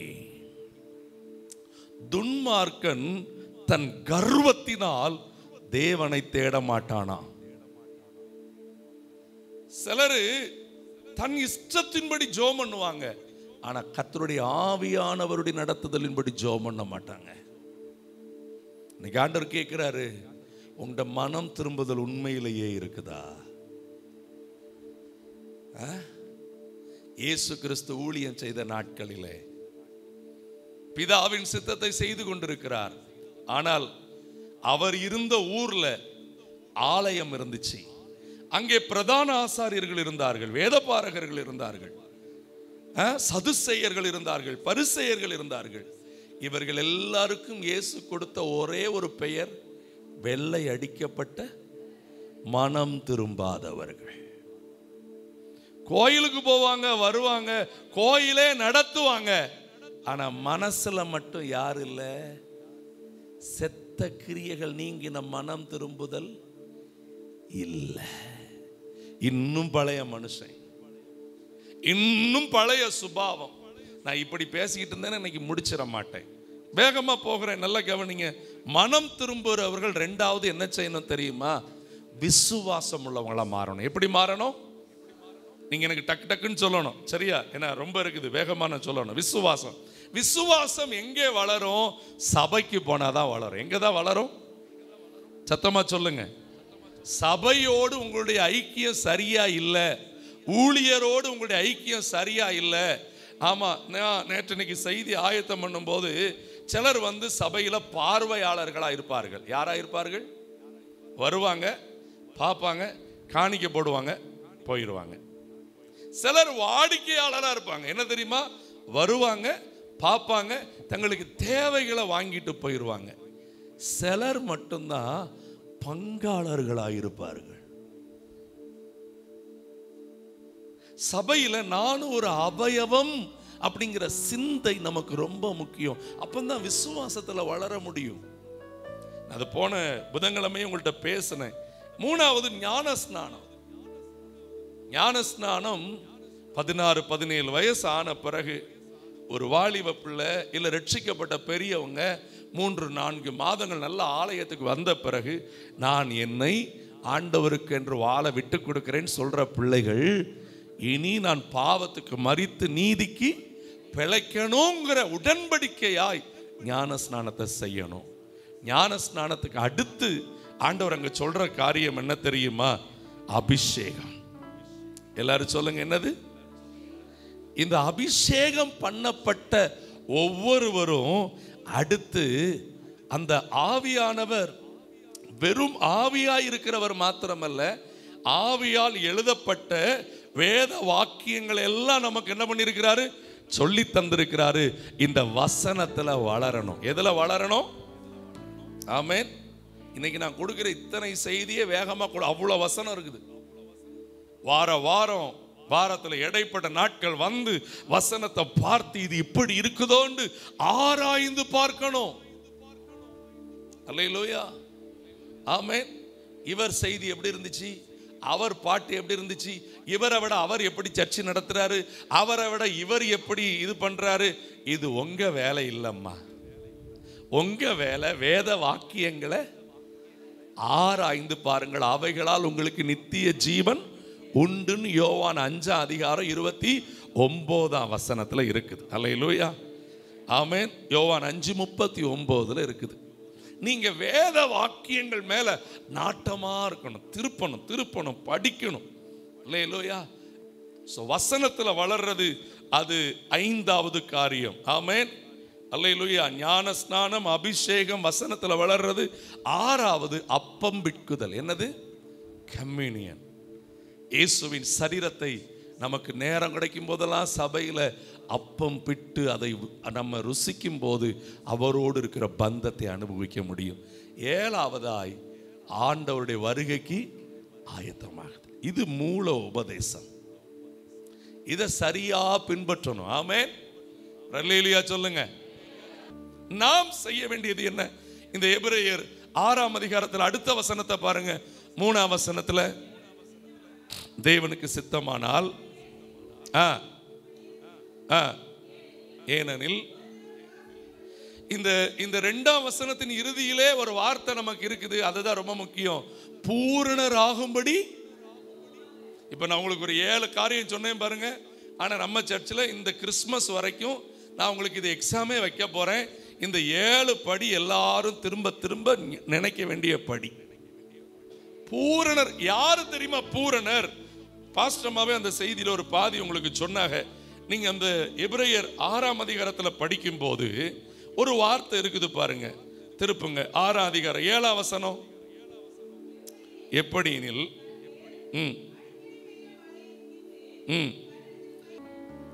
தன்னிடத்தில் பயிரிடுகிறவனுக்கு ஏற்ற அததான் பாஸ்டம்மா சொன்னாங்க. கர்த்தர் என்கிட்ட என்ன எதிர்பார்க்கிறாரோ அதை நான் செய்யாம நான் பாட்டுக்கு என் இஷ்டத்தை செஞ்சேன். மோசே கிட்ட என்ன எதிர்பார்க்கிறாரோ முதல் முறை அடிக்க சொன்னாரு, 2வது முறை சில மாற்றங்களை அப்பப்ப சொல்லுவார். நம்ம சர்ச்சில் ஆவியானவர் சில காரியத்தை இப்படி பண்ணலாம் அப்படி பண்ணலாம், அவர் ஆலோசனை படிதான் நம்ம போயிட்டு இருக்கோம். இல்ல நாங்க இப்படியே தான் இருப்போம். மோசைய மாதிரி மாட்டிக்கிடாதீங்க. பெரிய தலைவன் தான், ஏற்கனவே இருக்கிற அனுபவத்தில் இருந்துட்டு பூரணராக போக அவன் விட்டு கொடுக்கல. ஆமென். சபையில கர்த்தர் என்ன சொல்றாரோ, ஆவியானவர் என்ன சொல்றாரோ, கண்காணியாய் நிற்கிற ஊழியர்கள் என்ன சொல்றாங்களோ, ஊழியர்களோடு கூட பாரமாய் ஜெபித்து தரிசனத்துல நிக்கிற பிள்ளைகள் என்ன ஆலோசனை சொல்றாங்களோ அதை கேட்டு நடங்க. எங்க இஷ்டப்படித்தான் செய்வோம். நாங்க அங்க அப்படித்தான் செஞ்சோம், இங்க இப்படித்தான் செஞ்சோம். அது நமக்குரியது இல்லைங்க. தேவன் விரும்புகிற காரியத்தை செஞ்சா அந்த பயிர், அந்த நிலமானது தேவனால் எதை பெறுமா? அல்லேலூயா. சரி, ஒன்று அஸ்திபார உபதேசத்துல சரியா இருந்தா உங்களுக்கு வாக்குத்தத்தமான ஆசீர்வாதங்கள் பூரணமா கிடைக்கும். 2வது பூரணமான பாதையை நோக்கி நடந்து தேவனை பிரியப்படுத்தினா உங்களுக்கு ஆசீர்வாதம் கிடைக்கும். அல்லேலூயா. 3வது நீங்கள் அங்கே வாசிக்கும் போது 9:10 பாருங்க. பிரியமானவர்களே, நாங்கள் இப்படி சொன்னாலும் நன்மையானவைகளும் காரியங்கள் உங்களிடத்தில் நம்பி இருக்கிறோம். ஏனெனில் உங்கள் கிரியையும் யாருக்கு ஊழியம் செய்கிறது? தரிசனமுள்ள ஊழியர்களோட நின்று அன்புள்ள பிரயாசத்தை காட்டுகிறது ஒவ்வொரு விசுவாசிக்கும் விழுந்திருக்கிற கடமை. அதுல என் சபை பிள்ளைகள் கொஞ்சம் ஜெயிறாங்கிறதுல நான் சந்தேகமே இல்லாம சொல்லுவேன். ஆனா செய்கிறதை இன்னும் ஜாக்கிரதையாய் செய்யுங்கள். அல்லேலூயா. அவருக்கு என்னென்ன செய்ய சொல்லி இருக்குதோ அதை கவனமா செய்யுங்க. இந்த அன்புள்ள பிரயாசம்னு சொல்லும் போது, நேற்று நான் ஜெபத்துல இருக்கிறப்போ ஒரு சில காரியத்தை ஆண்டவர் என்கிட்ட சொன்னார். நான் வேகமா உங்களுக்கு அதை எழுதி கொண்டு வந்திருக்கிறேன், படிக்கிறேன், எழுதிக்கிடுங்க. இந்த பிரயாசத்துல எப்படி இருக்கணும் தெரியுமா? அவரவர் தனிப்பட்ட வாழ்வில் இயேசுவை போல வாழ பழைய மனிதனை சிலுவையில் அறைந்து தேவ சாயலாய் மாறிவிட வேண்டும். சர்ச்சுக்கு வர்றதே எதுக்கு தெரியுமா? வந்த மாதிரியே திரும்ப போறதுக்கு இல்லை, இருந்த மாதிரியே தொடர்ந்து இருக்கிறதுக்கு இல்லை. ஆமென். சொல்லுங்க, என்னை உம்மை போல மாற்றும். நம்ம அடிக்கடி விரும்பி பாடுவோம், அதில் ஒரு சரணம் பாடலாமா? ஜி மைனர் கொடுங்கடா. உம்மை போல ஏசையா, உம்மை போல. என்கிட்ட பாஸ்டர் நீங்க ஏசப்பா மாதிரி மாறிட்டீங்கன்னு கேட்டா நான் இல்லைன்னு தான் சொல்லுவேன். அப்ப நீங்க என்ன செய்றீங்க? ஏசப்பா போல மாறணும்னு நினைக்கிற கொஞ்சம் பேர் இருக்காங்க சர்ச்சில், இவைய கூட சேர்ந்துட்டு பிடிச்சிட்டு நான் ஓடுறேன். வராதவியலை குறித்து நான் வேதனை தான் படுறேன். யாரு மேலேயும் நான் கோவப்படலை. அல்லேலூயா. ஆனா கோவப்படாம இருக்கிறதுனால அவங்கள கண்டுகிடலன்ட்டுல சில நேரம் ஏன் இந்த மாதிரி இருக்கிறாங்கன்னு வருத்தப்படுறேன்.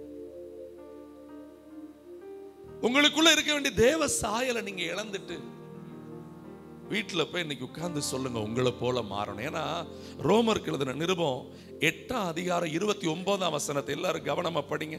வாலிப பிள்ளைகளை எடுத்து படிங்கம்மா. ரோமர் 8:29 எல்லாம். ரோமர் 8:29. அன்றியும் 29 தம்முடைய குமாரன் முதற் பேரானவராய் இருக்கும் பொருட்டு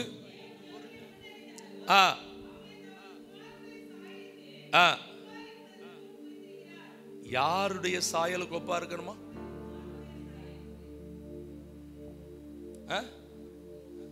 ஸ்வீட்டி கொஞ்சம் எஞ்சி வா பார்க்கலாம். சீக்கிரம் வா, மேல வா. இவளை பார்த்த உடனே என்ன சொல்றிய?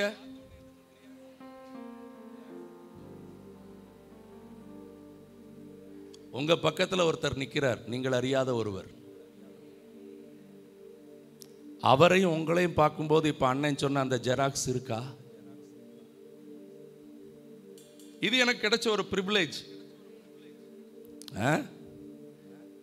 எனக்கு என் 3 பிள்ளைகளும் என்னை போல எங்க அப்பாவை மாதிரி, அம்மாவை மாதிரி, என் மனைவி மாதிரி எந்த குறையும் இல்லாம கர்த்தர் பெற்று தந்தது பெரிய பிரிவிலேஜ். ஆனா இதை பார்க்கும் போதெல்லாம் நான் சொல்லுவேன், நான் உங்களை மாதிரி இருக்கிறேன் ஐசப்பா. நாங்க மண்ணில இருந்து வந்தவங்க, எங்க காலத்துல நாங்க எங்க போய் ஆயிரணும். ஆனா பரலோகத்துக்கு போறப்போ யார் சாயலா இருக்க எப்பமா உட்கார், யார் சாயலா இருக்க நீங்க முயற்சி எடுக்கிறீங்க? சொல்லுங்க. நான் இன்னொரு பரம்பரை. இது எங்க? தெருவுல, உலகத்துல ரட்சிக்கப்பட்ட பிள்ளைக்குள்ள அது வரக்கூடாது. ஆமா, நான் யார் சாயலா இருக்கிறேன்? ஊரை குறிச்சு, பேரை குறிச்சு, அதை குறிச்சு நீங்க ஒரு மகிழ்ச்சிக்காய் பேசுறது தப்பு இல்லம்மா. அதை நான் தப்புன்னு சொல்லல. ஒரு இயற்கையா வீட்டில் குடும்பங்களில் பேசுவீங்க, அது ஒரு மகிழ்ச்சி. ஆனா உண்மையாய் ரட்சிக்கப்பட்ட பிள்ளைக்கு நான் யார் சாயலா மாறணும்? இதை உணர்ந்து தான் சாரால் நவரோஜி அம்மா அந்த பாட்டை எழுதி வச்சிருக்கிறாங்க. அது அடக்க ஆராதனைக்குரிய பாட்டு இல்லை, தேவ சாயலாக மாறி.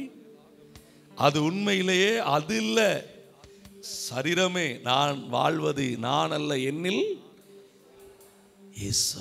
எல்லாரும் சொல்லுங்க ஆமென். தயவு செய்து சொல்லுங்க. என்னைய பார்த்தா, என்கிட்ட பழகுனா, என்கிட்ட பேசுனா, என் கூட டிராவல் பண்ணா, என்கிட்ட இருந்தவங்க யாரை பார்க்கணும்? சத்தமா சொல்லுங்க. எப்போ மாற போறோம்? எப்போ மாற போறோம்? அதை செய்யலை, ஆனா மற்றவங்களுக்கு ஆலோசனை சொல்றோம். எப்படி முடியுங்க? எப்படி முடியுங்க? ப்ளீஸ் மாற்றிக்கிடுங்க. தேவ சாயலா மாறினாதான் சபையில நீங்க சாட்சியா நிற்க முடியும். 2வது, நீங்க சபையில அன்புள்ள பிரயாசம் எடுக்கணும்னா ஆவியானவருடைய நிறைவினால் அவர் துணையோடு வேதம் வாசித்து தியானித்து ஜெபத்தில் வளர்ந்து பெருக வேண்டும். நான் சொல்ற ஒவ்வொரு வார்த்தையும் நல்லா கவனிக்கணும். யாருடைய நிறைவினால்? நான் இந்த கன்வென்ஷன் கூட்டத்தை வைக்கிறதுக்கு சில காரணங்கள் உண்டு. புது ஆத்துமாக்கள் ரட்சிக்கப்படணும், சபை வளரணும், இதெல்லாம் தேவ திட்டத்தில் இருக்குது. ஆனால் என்னுடைய ஒரு நோக்கம் பிரதானம் என்ன தெரியுமா? என் சபையில் இன்னும் அபிஷேகம் பெறாத ரொம்ப பேர் இருக்கிறீங்க. என் சபை அடுத்த லெவலுக்கு வரணும், ஆவியில நிரம்பணும். எதுல நிரம்பணும்? சத்தமா சொல்லுங்க. ரொம்ப அறிவா பேசுறாங்க. சபையில் அந்நிய பாஷை பேசலாமா பேசக்கூட? ஐயா, நாங்க இப்ப தான் ஐயா குழந்தை. நாங்க மனம் திரும்பி எப்படி மாறி இருக்கிறோம்? குழந்தையா மாறி இருக்கிறோம். ஏசப்பாவை தேடுறோம். எங்களுக்கு சர்ச்சில் கொஞ்சம் அந்நிய பாஷை பேசி நாங்க ஆவியில அனலாக்கப்பட நாங்க என்ன பண்றோம்? விரும்புறோம். விரும்பி தான் பேசுறோம். ஐயா, விரும்பாதவே வேணா, அப்பப்ப கொஞ்சம் வெளியில நின்றுக்கிடுங்க ஐயான்னு சொல்லிக்கலாம். ஆனா ஏன் சபையில எதுக்கு அந்நிய பாஷை பேசுறேன் தெரியுமா? அந்நிய பாஷை பேசுறவன் தேவனோட. சத்தமா சொல்லுங்க, சத்தமா சொல்லுங்க. பக்கத்துல பார்த்து சொல்லுங்க, உங்களுக்கு உங்க அப்பா கிட்ட ரகசியம் பேச விருப்பமா? பேசுங்க. எனக்கு எங்க அப்பா கிட்ட என்ன பேசணும்னு விருப்பம்? யார்கிட்ட ரகசியம் பேசணும்? இப்ப சொல்லுங்க. எங்க அப்பாவுக்கு எனக்கும் இடையில 1000 ரகசியம் இருக்கு. அதை நான் எப்படிதான் பேச முடியும்? ஹலோ, கெட்ட வார்த்தைகளில் ஒன்று கூட உங்க வாயில வரக்கூடாதான். பக்தி விருத்திக்கு ஏதுவான வார்த்தை பேசணுமா? ஆவியில நிரம்புங்க. மூன்றாவது, தனிப்பட்ட தேவ உறவுக்கு முதலிடம் கொடுக்கணும். வேகமா எழுதுங்க. தனிப்பட்ட தேவ உறவுக்கு முதலிடம். இரண்டாவது, தேவன் தந்த குடும்ப பொறுப்புகளை செய்வதில் இரண்டாவது இடம் இருக்கணும். ஒரு அல்லேலூயா சொல்லுங்க. ஆமென். ஊழியரா இருக்கிற நான் கூட நான் முதல்ல ஜெபம் பண்ணிட்டு என் குடும்பத்தை கவனிச்சுட்டு வந்து ஊழியத்துக்கு வரணும். அல்லேலூயா. நான் ஜெபம் பண்றேன், நான் ஊழியத்துக்கு போறேன், வீட்டை விட்டு போயாச்சுன்னா முடிஞ்சு போச்சு. அநேக நேரத்தில் சில பொறுப்பான நபர்கள் ஏற்படுத்திட்டு நான் போகிறேன். ஆனா குடும்ப பொறுப்புகள் ரொம்ப முக்கியம். மூன்றாவது, சபைக்கும் அதன் தரிசனத்துக்கு மூன்றாவது இடம் நீங்க கொடுக்கணும். நம்ம மூணாவது அந்த இடம் கொடுக்கிறது இல்லை. இதன் பின்னரே வேலையும் உலக காரியத்தையும் வைத்துக் கொள்ள கற்றுக்கொள்ளணும். சபைக்கும் அதன் தரிசனத்துக்கும் நம்ம எப்போ இடம் கொடுக்கிறோம்? வேலையை முடிச்சிட்டு, படிப்பை முடிச்சிட்டு. சத்தமா சொல்லுங்க. உங்க வேலையோட உங்க படிப்போட தேவ ராஜ்யத்தின் வேலை என்ன பண்ணணும்? எல்லாரும் சொல்லுங்க. சபையும் என் வாழ்க்கையும் ரெண்டு கண்ணு. இந்த கண்ணை கூடுதலா வைக்க முடியாது, இதையும் கூடுதலா, ரெண்டையும் கண்ணா பார்த்துக்கணும். அப்பந்தான் ஆகாயில சொல்லி இருக்குது, நான் இன்று முதல் உங்களை என்ன பண்ணுவேன்? ஆசீர்வதிப்பேன். உங்களுக்கு சரியான ஆசீர்வாதம் வேணும்னா இதுதான் உபதேசம். அல்லேலூயா. ஆமா. அடுத்து நாலாவது, தேவனுடைய எதிர்பார்ப்பையும் குடும்ப அன்பின் பொறுப்புகளையும் சபையில் தெய்வீக பங்களிப்பையும் வீண் பெருமையின்றி செய்யவும், வேலையில் தெய்வ பயத்தோடு முழு உண்மையும் மனசாட்சியோடும் செயல்படணும். உங்க வாழ்க்கையில எப்பவும் தேவன் என்ன எதிர்பார்க்கிறாருங்கிறத பார்த்துக்கிட்டே இருக்கணும். இதுக்கான வசனம் இருக்குது. பிலிப்பியர் 2:1-5. நான் உங்களுக்கு பிரிண்ட் அவுட் கொடுக்குறப்ப இதில் அந்த வசனங்கள் எல்லாம் இருக்கும். அதை எடுத்து நீங்க படிங்க. நீங்க பிலிப்பியர்ல அந்த 2ஆம் அதிகாரம் 3ஆம் வசனத்தை மட்டும் கொஞ்சம் படிங்க. ஒன்றையும் எங்க எடுத்ததுக்கெல்லாம் அவ வந்தாளா, நாம மட்டும்தான் போகணும். ஆமா, எதுக்கு எடுத்தாலும் வாது, அது என்ன இது என்ன, ஒன்றையும் வாதினால் செய்யாதீங்க. ரெண்டாவது, செய்யறதுக்கு நிக்கிற ஆளுக்கு நான் தான் செய்வேன், எனக்கு தான் பேர் வரும், நமக்கு பெருமைக்காக செய்யக்கூடாது. மனத்தாழ்மையினாலே ஒருவரை ஒருவர் தங்களிலும். சர்ச்சில் எனக்கு அப்படிதான் விசுவாசியை வளர்க்கிறது வசனம் கற்று தந்திருக்குது. அல்லேலூயா. ஆமா, கவனமா இருக்கணும். அடுத்து கடைசி 5ஆவதா, பண ஆசை, பொருளாசையை வெறுத்து காணிக்கை, தசம பாகங்கள் உண்மையாய் இருந்து தேவனே ஆசீர்வாதங்களுக்கெல்லாம் காரணர் என்று தேவனை சார்ந்து வாழ வளர ஜாக்கிரதை காட்ட வேண்டும். பொருளாலும் உன் எல்லா விளைவின் முதற் பலனாலும் நீ யாரை கனம் பண்ணுகிற? அல்லேலூயா. அப்பொழுது கர்த்தருடைய களஞ்சியம் பூரணமா நிரம்புண்டா இருக்கு. உன் களஞ்சியங்கள் பூரணமாய் நிரம்பும். அல்லேலூயா. சோ இதுல கவனமாய், அன்புள்ள பிரயாசத்தை மறக்க அவர் அநீதி உள்ளவரே. கடைசி 2 காரியத்தை வேகமா சொல்லிட்டு போயிருந்தேன். நீங்க அந்த எபிரேயர் 6ஆம் அதிகாரத்துக்கு வருவீங்கன்னா 11ஆம் வசனத்துல இருக்குது, நீடிய பொறுமையாயிருங்கள். எப்படி இருங்க? இப்பவும் நீடிய பொறுமையா தான் உட்கார்ந்து இருக்கிறீங்க. ஆமென். இறுதியாய் 12வது வசனம், உங்களுக்கு உண்டாகும்படி நீங்கள் யாவரும் அப்படியே எப்படி இருக்கிற? எல்லாரும் சொல்லுங்க, முடிவு பரியந்தம் கர்த்தருடைய காரியத்துல அசதியாயிராமல் நான் எப்படி இருக்கணும்? கர்த்தர் வருகிற வரைக்கும் ஜாக்கிரதையா இருக்கணும். அப்படி எழுமி நிற்போம் ஆண்டோடைய பாதத்துல. அவன் இவ்வளவு நேரம் தேவ சத்தியங்களை கேட்டீங்க. உங்களை அவர் ஆசீர்வதிக்காம விடுகிறதில்ல. வாக்குத்தத்தமான ஆசீர்வாதங்களை நீங்கள் பெற்றுக்கொள்ள கர்த்தர் உங்களுக்கு சொல்லி இருக்கிறதை சரியாய் செய்யுங்கள். ஹல்லேலூயா. அஸ்திபார உபதேசத்துல உங்களை சரியா கட்டி எழுப்புங்க. தேவன் உங்கள்கிட்ட எதிர்பார்க்கிற பயிராகிய நல்ல கனிகளை, மனம் திரும்புதலுக்கு ஏற்ற கனி கொடுத்து அவரை மகிழ்ச்சி அடைய பண்ணுங்க. தேவ ராஜ்யத்துக்கு என்ற அன்புள்ள பிரயாசத்தை காட்டுங்கள். நீடிய பொறுமையாயிருங்கள். முடிவு பரியந்தம் ஜாக்கிரதையாயிருங்கள். ஹல்லேலூயா, ஹல்லேலூயா. Thank you Lord. உமக்கு நன்றி, உமக்கு நன்றி, உமக்கு நன்றி, உமக்கு நன்றி, உமக்கு நன்றி. நேசிக்கிறே உம்மை தானே ஐயா, நீல இல்லாத இந்த நேசிக்கிறே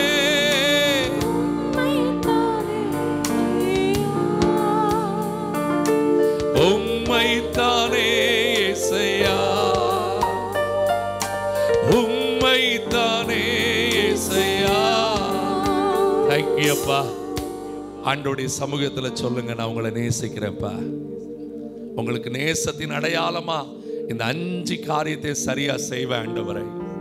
விட்டு கொடுங்க. எழுதி வச்சிருக்கிறவங்க வீட்டுல போய் திரும்ப பாருங்க, வசனங்களை படிச்சு பாருங்க. வாக்குத்தத்தமான ஆசீர்வாதங்களை பெற்றுக்கொள்ளுங்கள். பிதாவே, நீ சொல்ல சொன்ன வார்த்தைகளை உங்க பிள்ளைகளுக்கு சொல்லி இருக்கிறேன். இவர்களும் பல்வேறு நெருக்கத்தின் நடுவில் வந்திருக்கிறாங்க. எல்லா நெருக்கத்தையும் மாற்றுங்க. இன்னைக்கு நீங்க சொன்னீங்க, துன்பத்தை கண்ட நாட்களுக்கு சரியா நான் உன்னை ஆசீர்வதிப்பேன்னு சொல்லியிருக்கிறீங்கப்பா. இவங்களை தூக்கி நிறுத்த போகிறதுக்காக நன்றி. வாக்குத்தத்தமான ஆசீர்வாதங்களை இவர்கள் பெற்றோம் என்று உங்க சமூகத்துல வந்து சாட்சியாய் நிற்கட்டும். கிருபை உம்முடைய பிள்ளைகளை தாங்கி நடத்துவதாக. கர்த்தர் பெரிய காரியங்களை செய்யும். இயேசுவின் நாமத்தில் வேண்டிக் கொள்கிறோம் எங்கள் நல்ல பிதாவே. சேர்ந்து சொல்லுங்களின் ஆத்துமாவே.